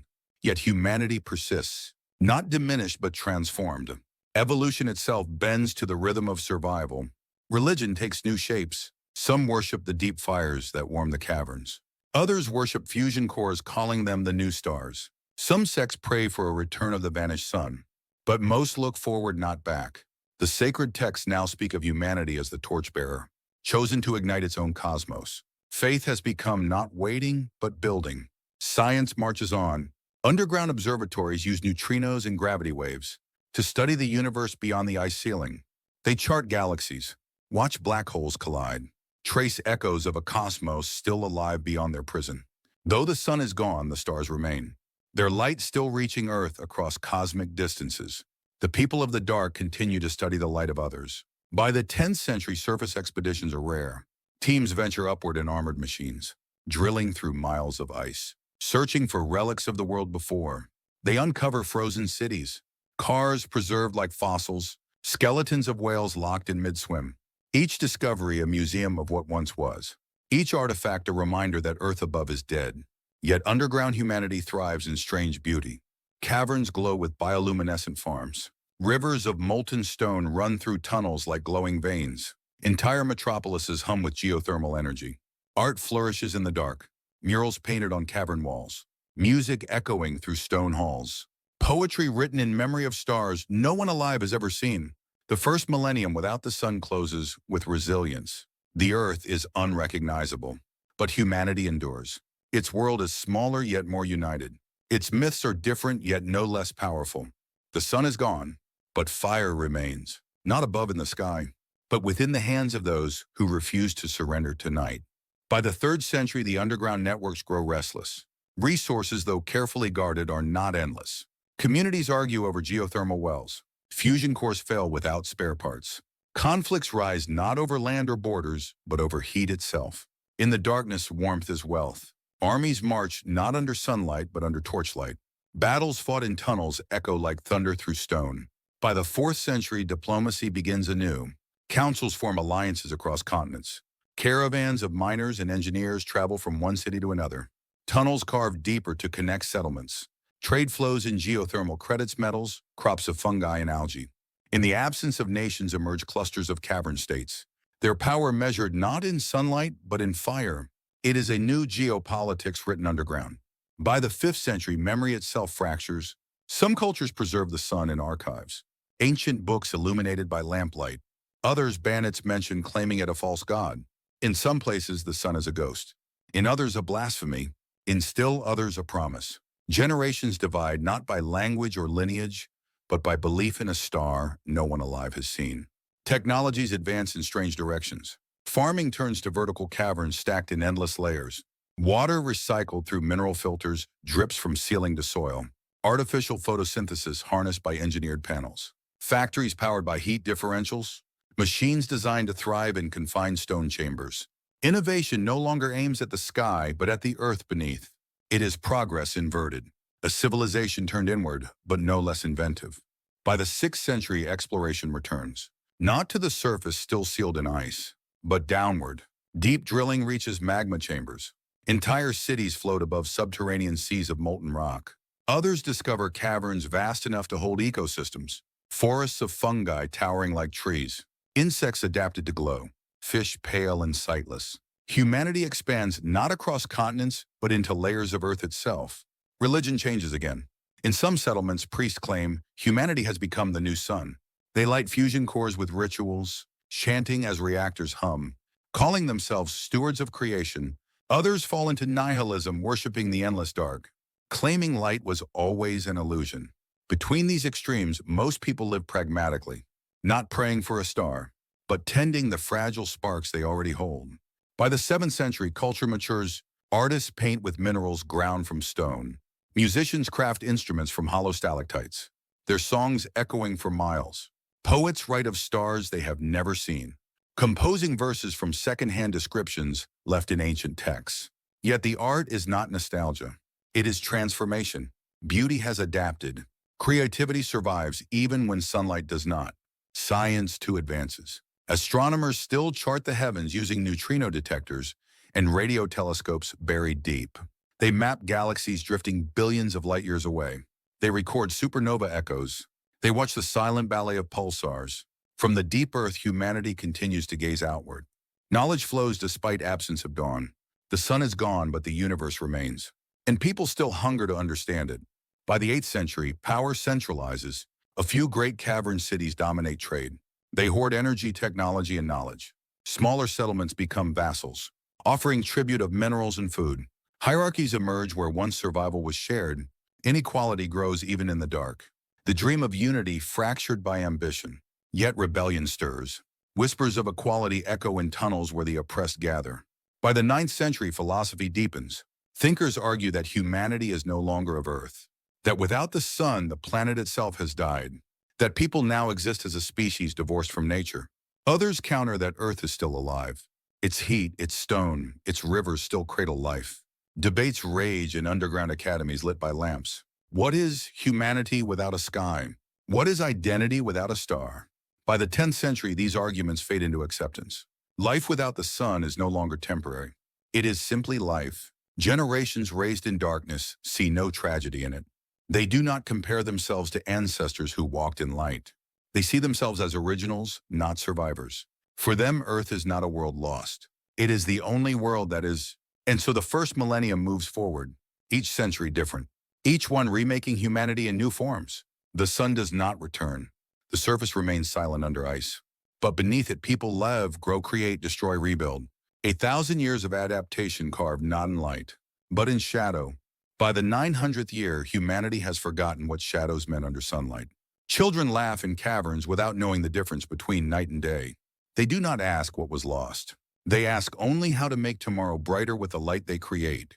The memory of the sun is now mythology, a golden age sung in chants and written in symbols on stone walls. Not history, but legend. By the 950th year, the surface becomes a world of relics. Explorers break through ice to find cathedrals preserved like crystal prisons, libraries entombed with books still dry, cities standing silent under translucent sheets. They retrieve artifacts and bring them below, not to use but to marvel at. The past has become an exhibit, the surface a frozen museum visited by few and understood by fewer. By the 960th year, humanity has new sciences. Artificial suns powered by fusion stabilize entire cavern ecologies. Towers of mirrors reflect reactor light into underground farms. Engineers carve rivers through stone to mimic lost oceans. Entire generations live within engineered climates. Seasons simulated by machines. Spring not born of tilt or orbit, but programmed with switches and circuits. Nature itself has become an invention. By the 980th year, new philosophies rise. Some argue that humanity has surpassed its dependence on stars, that it has proven life can thrive without celestial fire. Others insist the absence of the sun marks humanity as incomplete, that without the star that birthed them, they are orphans in the cosmos. But consensus slowly forms. That meaning is not in the past, but in the will to endure. By the 990th year, eyes turn outward. Even buried beneath kilometers of stone, people build telescopes, massive arrays that pierce ice and rock with neutrino signals. They listen to galaxies. They track the light of stars that still shine elsewhere. Whispers begin of journeys not to the surface, but beyond Earth itself, to other suns that still burn, to other worlds that still know dawn. The 1000th year arrives, Nisar Kidakaman. The sun is gone. Earth is a frozen husk wrapped in shadow. But deep below its crust, humanity thrives. Cities glowing like constellations in the dark. Civilizations bound together not by starlight, but by fire of their own making. A millennium without the sun ends not with silence, but with resilience. Not with extinction, but with expansion. The people of Earth no longer define themselves as children of the sun. They are children of survival, bearers of fire in a universe where stars can die. and builders of light where none remains. The first millennium without the sun is complete. Humanity has not only endured but transformed. It has outgrown memory. It has outgrown grief. It stands ready to leave the earth behind, to carry its sparks into the wider cosmos, to light new skies, to become the sun it lost. 10,000 years without the sun. A span so vast that even civilizations beneath the earth rise and fall like tides. What began as survival became adaptation. What began as adaptation became transformation. And what began as transformation became destiny. By the first 1,000 years, humanity had mastered survival underground. By the second 1,000 years, it had mastered memory. By the third, it had mastered invention. Now, as millennia pass, survival is no longer a struggle but a tradition. Humanity thrives in cavern worlds lit by artificial suns. Farms glow in endless chambers. Cities hum with geothermal and fusion power. The dark earth has become not a prison, but a cradle. The surface remains entombed in ice, a frozen monument to a star that once burned above. Continents locked together by glaciers kilometers thick. Oceans hidden beneath shields of frozen weight. The air thin and brittle. Yet explorers still climb upward in armored caravans. They find the remains of ancient towers still standing. Bridges fossilized in frost. Statues rising from ice like ghosts of forgotten empires. By the third millennium, myths become religions. The sun is no longer a memory but a symbol. The golden circle carved on cavern walls, worshipped as origin. Some sects preach that humanity's purpose is to one day reignite it. Others claim it must abandon the idea of sun forever. Both exist in tension, but both drive people forward. Faith becomes a kind of engine, pushing humanity toward impossible ambitions. By the fourth millennium, the body itself evolves. Generations born in dim light no longer resemble their ancestors. Eyes immense reflective, drinking every photon. Skin pale translucent, carrying faint bioluminescence. Bones slender, voices tuned to resonate through stone halls.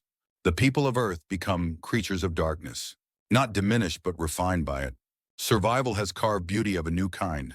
By the fifth millennium, the underground Earth stretches into a labyrinth without end. Networks of tunnels and chambers vast enough to rival continents, linked by rivers of molten stone and oceans sealed in caverns. Trade routes stretch for thousands of kilometers. Entire cultures flourish without ever approaching the surface. For them, the ice world above is legend. Their maps are not of seas or mountains, but of rivers of fire and cities strung together like constellations in the dark. By the sixth millennium, new sciences unlock greater powers. Matter itself bent to human will. Artificial suns brighter and steadier than fusion. Gravity shaped in laboratories. Time measured not by orbit but by vibration of atoms and pulse of neutrinos. The universe studied from within the Earth. Eyes that never see the sky nonetheless track galaxies drifting away in silence. By the seventh millennium, Earth's people send probes beyond the ice. Machines climb into the frozen vacuum above. They capture starlight still reaching from distant suns. They relay visions of galaxies, images that astonish those who have never seen a real sky. Children gather in cavern halls to watch faint stars projected on stone. For them, it is not nostalgia but discovery, not loss but expansion. By the eighth millennium, the idea of migration begins. Ships designed not to sail oceans or skies, but to pierce the interstellar dark. Massive vessels powered by artificial suns carried within. Seeds of humanity prepared to drift across light years, seeking stars that still burn. In caverns across the earth, ceremonies mark these launches. Though few ever see the surface, they know they are sending pieces of themselves into the cosmos. By the ninth millennium, identity changes again. People no longer call themselves children of earth. They call themselves children of fire, the keepers of light in a universe that forgets. Their myths no longer lament the sun. They proclaim humanity itself as a star. Each community a sun, each generation a flame. The cosmos is no longer a place they orbit. It is a place they are destined to illuminate. By the 10th millennium, Earth has been without the sun for 10,000 years. The surface is a sculpture of ice and silence, but beneath it a civilization thrives. Older than most stars, still visible in the night. A people who lived through extinction and chose creation. A species that made fire eternal by carrying it within. The sun is gone, but humanity endures, and an endurance becomes something greater. By the 11th millennium, memory of the sun no longer divides people. It unites them. The golden disk etched into cavern walls becomes a symbol of origin, not loss. Songs sung in cavern choirs praise not what was taken, but what was given. The sun gave life, then left. And in its absence, humanity learned to kindle its own fire. By the 12th millennium, stories told around geothermal vents grow richer. They speak of ancestors who saw blue skies, who walked forests and swam oceans. Children listen with awe, not sorrow. For them, these tales are not tragedies. They are epics wundu, proof that humanity has lived many kinds of lives, proof that they too will live beyond their current world. By the 13th millennium, culture blossoms in unexpected ways. Art carved into walls stretches for kilometers. Symphonies written for cavern acoustics reverberate for hours. Philosophers debate not the meaning of sun, but the meaning of time. For people who have never known day or night, time becomes rhythm, cycles of energy exchange, pulses of artificial suns, time no longer anchored to a star, but to the heartbeat of civilization itself. By the 14th millennium, exploration beyond Earth deepens. Vessels powered by artificial suns sail into the interstellar dark. Some fail and drift cold through space. Others succeed reaching new stars, planting colonies where dawn still rises. Messages travel back across centuries, fragments of voices echoing across light years. Reminders that humanity no longer belongs to one world, but to many. By the 15th millennium, biology evolves again. Generations adapted to cavern life now diverge from those who left for the stars. On Earth, people glow faintly in the dark, with skin translucent and luminous. On distant colonies, humanity regains color under foreign suns. Two branches of one species, one bound to shadow, one reborn in light, both still human, both carrying the fire forward. By the 16th millennium, Earth itself changes. The crust grows unstable. Tunnels collapse. Caverns flood with molten rivers. But humanity adapts. New cities float on underground magma seas. Others climb higher, carving sanctuaries into the frozen mantle. Earth is no longer a planet of surface and sky, but of shifting layers. And within each layer, life continues. By the 17th millennium, philosophy reaches its peak. Thinkers declare that the sun was never truly lost, for its atoms now live in every body. Its energy echoes in every flame. Its absence forced humanity to embody what it once received. The sun lives on, not in the sky, but in the will to survive. Every human being becomes its continuation. By the 18th millennium, Earth's people send generation ships further, carrying thousands of passengers across interstellar night. These ships are moving caverns lit by miniature suns. They carry fungi farms, river simulations, cavern art. They are fragments of Earth transformed into wandering planets, drifting slowly yet deliberately toward constellations beyond reach. By the 19th millennium, surface expeditions return, not to recover relics, but to claim a new frontier. Cities are carved into the upper ice. Skylights open through transparent domes. Artificial suns rise above frozen plains. For the first time in 10,000 years, the surface glows again, not with a natural dawn, but with dawn made by human hands. By the 20th millennium, humanity has existed without the sun for longer than it ever existed with it. The star that birthed it is no longer central to its identity. It is one story among many. The real story is survival, adaptation, transformation. The sun is gone, yet humanity still thrives, and in thriving becomes something no sun could ever contain. By the 21st millennium, humanity has outgrown the idea of loss. The sun no longer haunts their myths. It lingers only as symbol of origin, a reminder that beginnings are not prisons. For those who live in cavern cities and aboard starships, existence itself is proof that life does not end when stars do. It only changes form. By the 22nd millennium, Earth itself has become a monument, its surface locked in ice, its depths carved into endless labyrinths glowing with fire. Travelers from distant colonies return not to reclaim, but to remember. They walk the frozen streets of once great cities. They touch statues preserved under crystalline frost. They kneel in silence at oceans turned to glass. The Earth is no longer a home. It is a cathedral of survival. By the 23rd millennium, humanity has become plural, branches scattered across galaxies. Some still in shadow, ones, others bathed in light. Some shaped by stone, others shaped by sky, yet all share one truth. They were forged in absence. They were made in darkness, and from that darkness they carry unshakable fire. By the 24th millennium, language itself shifts. No word exists for sunrise, but thousands of words exist for endurance, for light created by hand, for warmth wrestled from stone, for hope carried across centuries. Their poetry no longer speaks of dawn and dusk, but of sparks and echoes. Their songs rise not with morning choirs, but with the hum of reactors and the glow of artificial stars. By the 25th millennium, philosophy crystallizes into certainty. People declare that the true measure of life is not dependence on nature, but defiance of death, not obedience to stars, but creation of their own. To live without the sun is to live fully awake, to know the fragility of existence, and to build meaning anyway. It is an ethic of fire, an ethic of resilience. By the 26th millennium, Earth sends its last ark into the stars, a vessel carrying libraries of stone and crystal, artworks carved through millennia, songs preserved in vibrations of light, DNA frozen and cataloged, voices of children singing in caverns recorded for eternity. It sails not to save humanity, but to tell the universe a story that life endured without its sun and became something more. 10,000 years without the sun, and not in silence, but in symphony. Civilizations scattered across stars still remember their cradle. A frozen world beneath layers of ice, where humanity once faced death and chose to live. The sun is gone, but its fire survives in every colony, every ship, every child born beneath artificial dawn. The last 10,000 years prove one truth. The universe is fragile, but life is relentless. Stars may die, but meaning does not. The sun has vanished, yet its children have become suns themselves, bearers of flame in a cosmos of shadows, and seekers of new skies that will never fade. A million years without the sun, a span so vast that human language strains to contain it.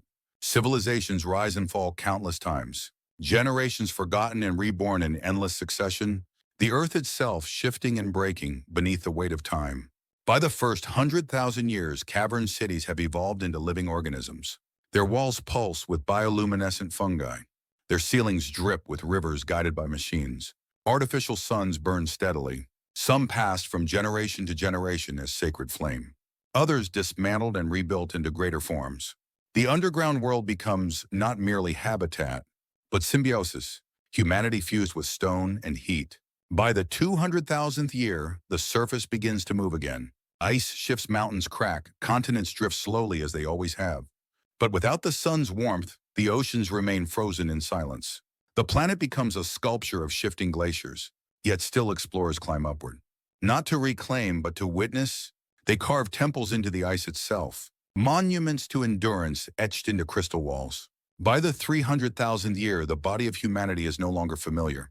Generations in darkness have sculpted new forms, eyes enormous and luminous, bodies slender adapted to narrow tunnels, voices resonant designed for echo.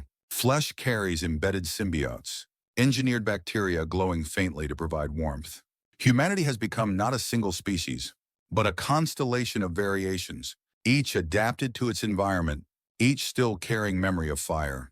By the 400,000th year, stars themselves become the focus. Humanity spreads outward, not in waves but in threads. Colonies scattered across light years connected by signals centuries apart.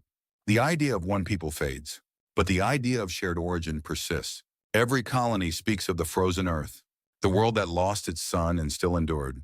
It is their myth, Torfurington, their identity, their anchor in eternity. By the 500,000th year, philosophy deepens beyond survival. Thinkers ask what it means to exist without origin. If the sun that birthed them is gone, if the earth itself will one day cool and die, the answer becomes clear. Meaning is not found in stars, but in creation itself. To build suns where none exist, to carry life where it should have ended. This becomes their creed, their unshakable truth. By the 600,000th year, Earth itself begins to falter.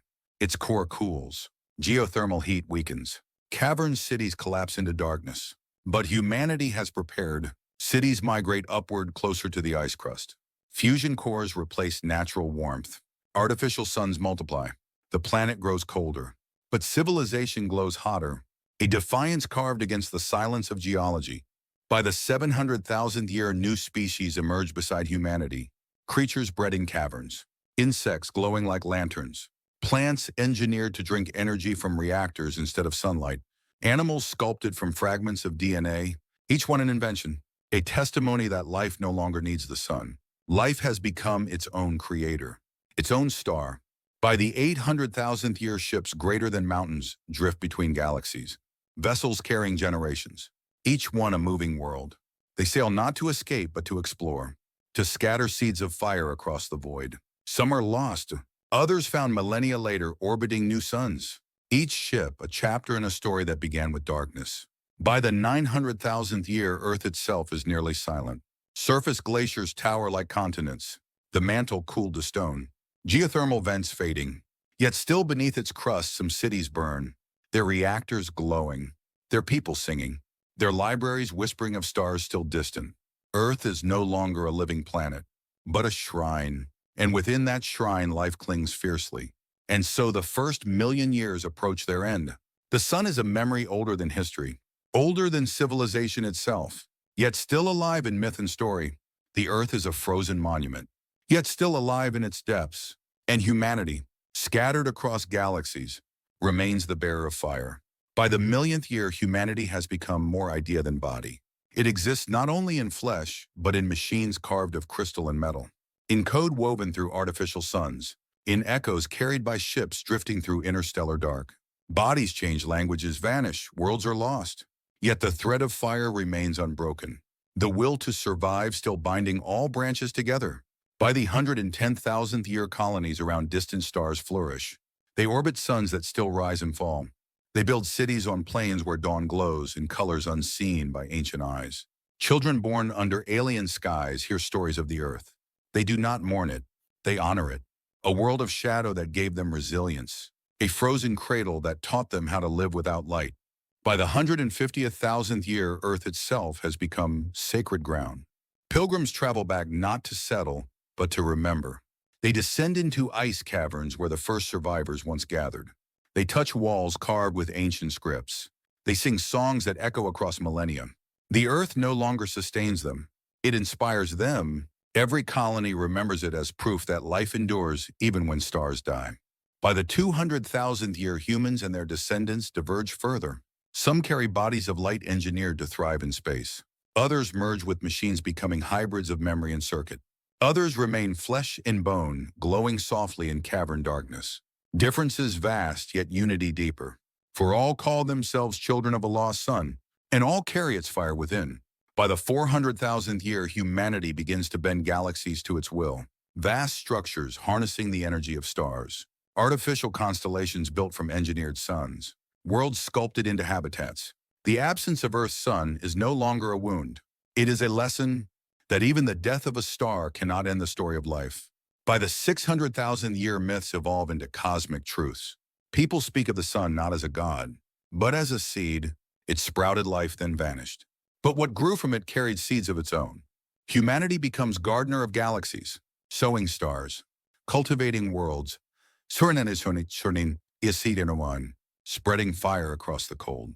By the 800,000th year, Earth drifts quieter, its core nearly frozen, its caverns collapsing, its libraries turned to dust. Yet still above the glaciers, monuments stand, towers of crystal built by pilgrims, markers pointing upward toward galaxies, inscriptions carved in thousands of languages, all carrying one truth: the sun died, but its children lived. By the 900,000th year, humanity itself has transcended its beginning. It no longer needs planets. It no longer needs stars. It drifts in vast networks of light, in vessels as large as moons, in bodies carved from plasma and stone. It carries memory not in blood alone, but in patterns of fire. And always the story of the earth, the frozen world that refused to surrender. A million years without the sun does not end in silence. It ends in chorus. A species that once feared a single night now thrives in eternal dark. The cosmos itself becomes its canvas. The sun was lost, but from its absence came a civilization greater than dawn. By the 700,000th year, humanity is no longer bound to a single form. It exists as light in engineered suns, as code flowing through rivers of plasma, as voices carried in crystal memories. Generations rise and fall, but the thread of fire endures. Each age adds another layer to the story. Each collapse becomes another root feeding the tree of survival. By the 800,000th year, the earth itself becomes quiet beyond recognition. Its mantle frozen, its core nearly still.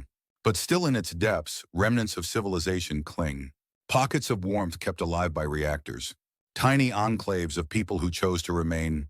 They are the last guardians of the original home. Their lives short, their world fragile. Yet their voices carry through time, reminding all colonies across galaxies. that Earth still breathes. Thus Sinasur Siranamon. By the 900,000th year, the distinction between human and universe fades. Bodies shift into constellations of particles. Minds stretch across solar systems. Thought is no longer confined to skulls, but woven into magnetic fields. Humanity becomes a network of fire scattered among stars. A living constellation, a chorus spread across galaxies. And yet the memory of the sun endures, engraved in crystal libraries carried aboard ships older than continents, sung in rituals by species who have never seen a sky, whispered in stories to children who have never felt dawn. The sun is no longer needed, but it is never forgotten. It is the first spark, the origin of all fire, and its absence remains the lesson that shaped eternity. By the final approach to 1,000,000 years, Earth itself becomes a shrine, glaciers stretching to the horizon, mountains crumbling under eternal frost. But above the ice towers gleam, built by visitors from other stars, pilgrims who return to honor the beginning. They gather not to mourn but to celebrate. They light artificial suns above the frozen plains, turning night into radiant memory. One final dawn for a world that once knew warmth. 1,000,000 years without the sun ends not in silence, but in resonance. Humanity no longer bound to flesh or stone, no longer tied to a single planet or a single star, but scattered and shining. Each colony, each being, each fragment of memory, a spark in the vast dark, together forming a new constellation, a new kind of star, born not from fusion, but from will. The sun vanished, but its children became suns themselves, bearers of fire in a universe of shadow, builders of light in places no dawn had ever reached. And in the 1,000,000th year, the story continues, not of Earth, not of the sun, but of life itself, relentless, endless, eternal, 1,000,000,000 years without the sun, time so vast that continents themselves are forgotten, languages erased, civilizations layered upon civilizations until memory becomes geology. And yet the story of fire still endures. By the first 10,000,000 years, humanity no longer remembers its original shape. Bodies and minds have transformed again and again. Some dwell as pure light contained in vessels the size of moons. Some scatter as consciousness encoded in neutrino streams drifting endlessly. Some merge with galaxies themselves, their thoughts pulsing through magnetic fields spanning thousands of light years. What was once human now flows across forms unrecognizable, yet all still bound by origin, the children of a lost star. By the 100,000,000th year, Earth itself ceases to matter as a world. The frozen crust collapses inward. Seas of ice melt into the mantle. Mountains fold into caverns. But by then, Earth is no longer a home but a monument, a silent rock wandering the void, still visited by pilgrims who remember, still carved with the names of those who endured its first darkness. By the 200,000,000th year, colonies thrive not only around stars, but in the spaces between them. Giant structures catch faint radiation from the cosmic background. Living worlds built in voids where no suns exist. Civilizations adapt to emptiness itself. Life proves it does not require dawn. Only will one you will once run to the Surhernanamwatan. Only memory. Only fire carried forward. By the 300,000,000th year, galaxies themselves change. Spirals stretch. Stars collide. Black holes merge in gravitational symphonies. Humanity watches, not from a single world but from everywhere. From the edges of clusters, from vessels drifting between galaxies, from networks of thought woven into the very fabric of space. By the 500,000,000th year, philosophy transforms into cosmology.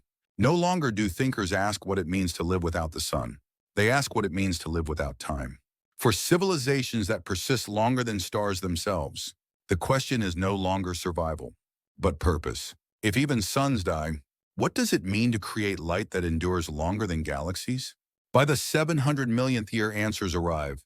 Humanity becomes not a species but a principle, a cosmic law etched into matter itself. The law that fire must spread, that life must endure, that meaning must not vanish even when stars fade. Everywhere civilizations appear, they carry echoes of Earth. Everywhere sparks rise where there was silence. The universe itself begins to look like humanity's reflection. By the 1,000,000th year, the sun has been gone longer than it ever burned. Earth is dust, its ice and stone scattered through collisions. Yet the story that began there endures, not on a planet, not in a star, but in 1,000,000,000 voices scattered across creation. Voices that still call themselves children of fire. By the 1,100,000,000th year, humanity no longer travels between stars. It travels between realities, consciousness woven into quantum threads, minds able to cross from one possible universe to another. The absence of the sun becomes irrelevant, for people now walk through worlds where countless suns burn and return carrying knowledge of what might have been. By the 200 millionth year of this era, galaxies themselves are tools, black holes harnessed as engines, quasars bent into beacons guiding ships of light, dark matter sculpted into frameworks to hold living worlds. Civilizations stretch across structures the size of clusters, each one glowing like constellations built by hand. What was once fragile humanity has become a galactic architect, writing with gravity, painting with starlight, building with silence. By the 300 millionth year, the memory of Earth is myth, even among myths. Yet some still carry its name, etched into crystalline libraries the size of moons, sung in tones that vibrate through plasma seas, a frozen planet that lost its sun and gave birth to a people of fire. Even if the rock itself has crumbled into dust, the symbol remains eternal. By the 500 millionth year, humanity begins to merge with time itself. No longer bound by sequence, they move forward and backward, like travelers crossing rivers. Some choose to return to the first days of shadow, to witness the earth as it froze, to stand beside ancestors who did not know what was coming. Others move to futures beyond imagination, seeding sparks in universes not yet born. The sun's disappearance becomes a single note in an infinite symphony, a beginning, not an end. By the 700 millionth year, universes themselves are crafted, not just stars and worlds, but entire realities born of design, pocket cosmos seeded with laws tuned for flourishing, each one a nursery for new forms of life, each one a canvas where fire writes its next verse. The people of this age no longer ask what sustains them. They ask what they themselves will sustain. By the 900 millionth year, humanity is unrecognizable, yet unmistakable. It no longer has bodies, yet it sings. It no longer has homes, yet it builds. It no longer has origins, yet it remembers. In every spark of light across galaxies, there is its echo.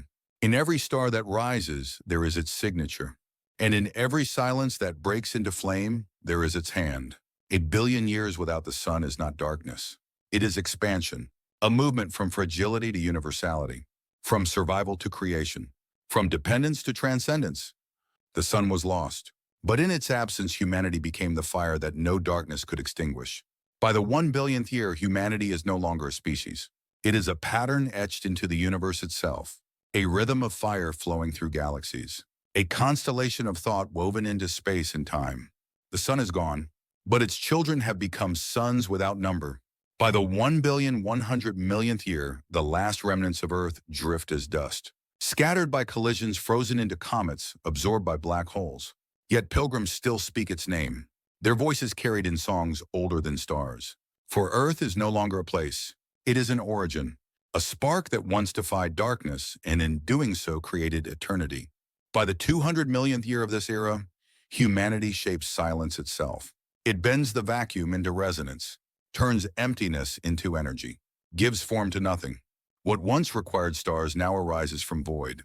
The cosmos no longer dictates terms. It responds to the will of fire that began with a vanished sun.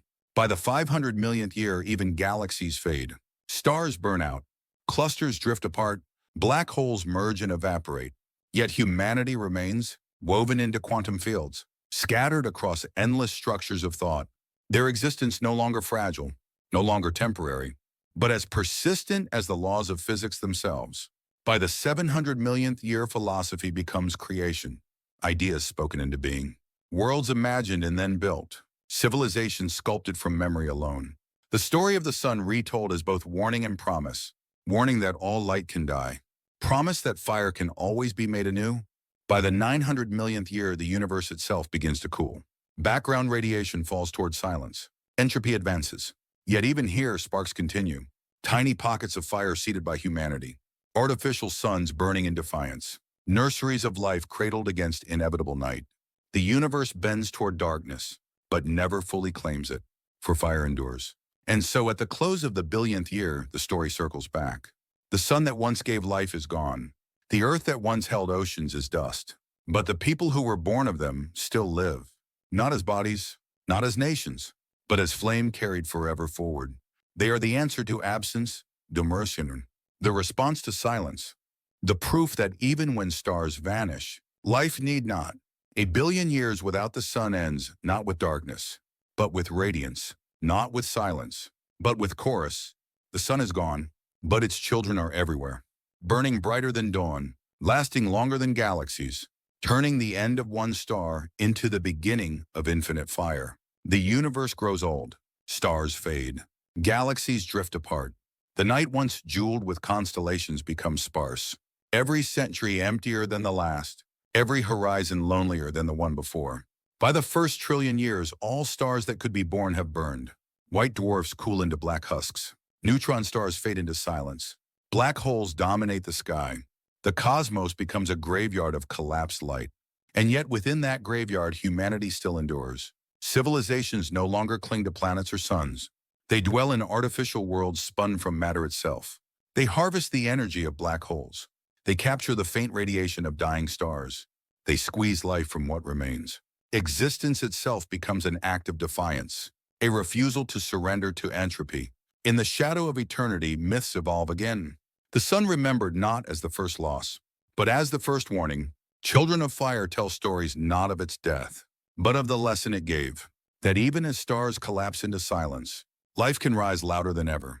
Philosophy becomes cosmic endurance. Thinkers teach that meaning is not bound to survival, but to persistence of will, that even in a universe sliding toward cold, to exist is to resist, to create light where there is none, to hold fire where all else surrenders. By the time galaxies dissolve, humanity spans not stars but void. Networks of thought extend across empty space. Worlds built not of stone or flame, but of information. Consciousness echoing as patterns in the dark. What was once a species has become the memory of life itself, woven into the very fabric of the cosmos. And yet, even as the last natural stars vanish, the story continues. For the people who began under one vanished sun have carried their own suns into eternity. As trillions of years unfold, the universe grows colder. Every star that once burned now silent cinders. Every galaxy stretched thin by expansion. Space itself pulls apart until even atoms seem fragile. Black holes rule the sky, colossal shadows swallowing what remains. Yet even these giants are not eternal. They evaporate slowly, radiating whispers of energy into the void. Hawking radiation, the last breath of collapsed suns, the faintest spark against infinite dark. Humanity endures within this twilight, no longer bound to planets or bodies, but encoded into structures that feed on whispers. Civilizations learn to harvest the decay of black holes, to trap single photons, to stretch fragments of energy across millennia. They live in increments unimaginably small, measuring existence not in years but in eons of resistance. Philosophy evolves into ritual. Every flicker of energy becomes sacred. Every captured particle celebrated as miracle. The people of this age no longer ask how long they will endure. They ask only how to honor the fire with each fragment they hold. Their songs are whispers sung across billions of years. Their temples are machines guarding the faint hum of dying energy. When the last black holes fade, the universe will be almost silent. Only stray particles drifting. Only frozen remnants of once vibrant matter. Entropy complete. No gradients left to harvest. No warmth left to share. The cosmos approaching its final equilibrium, a sea of perfect stillness. And yet even here humanity endures, for they have become more than matter. They have become pattern, not dependent on suns or stars, but on the persistence of memory, encoded in quantum echoes, woven into the very silence itself.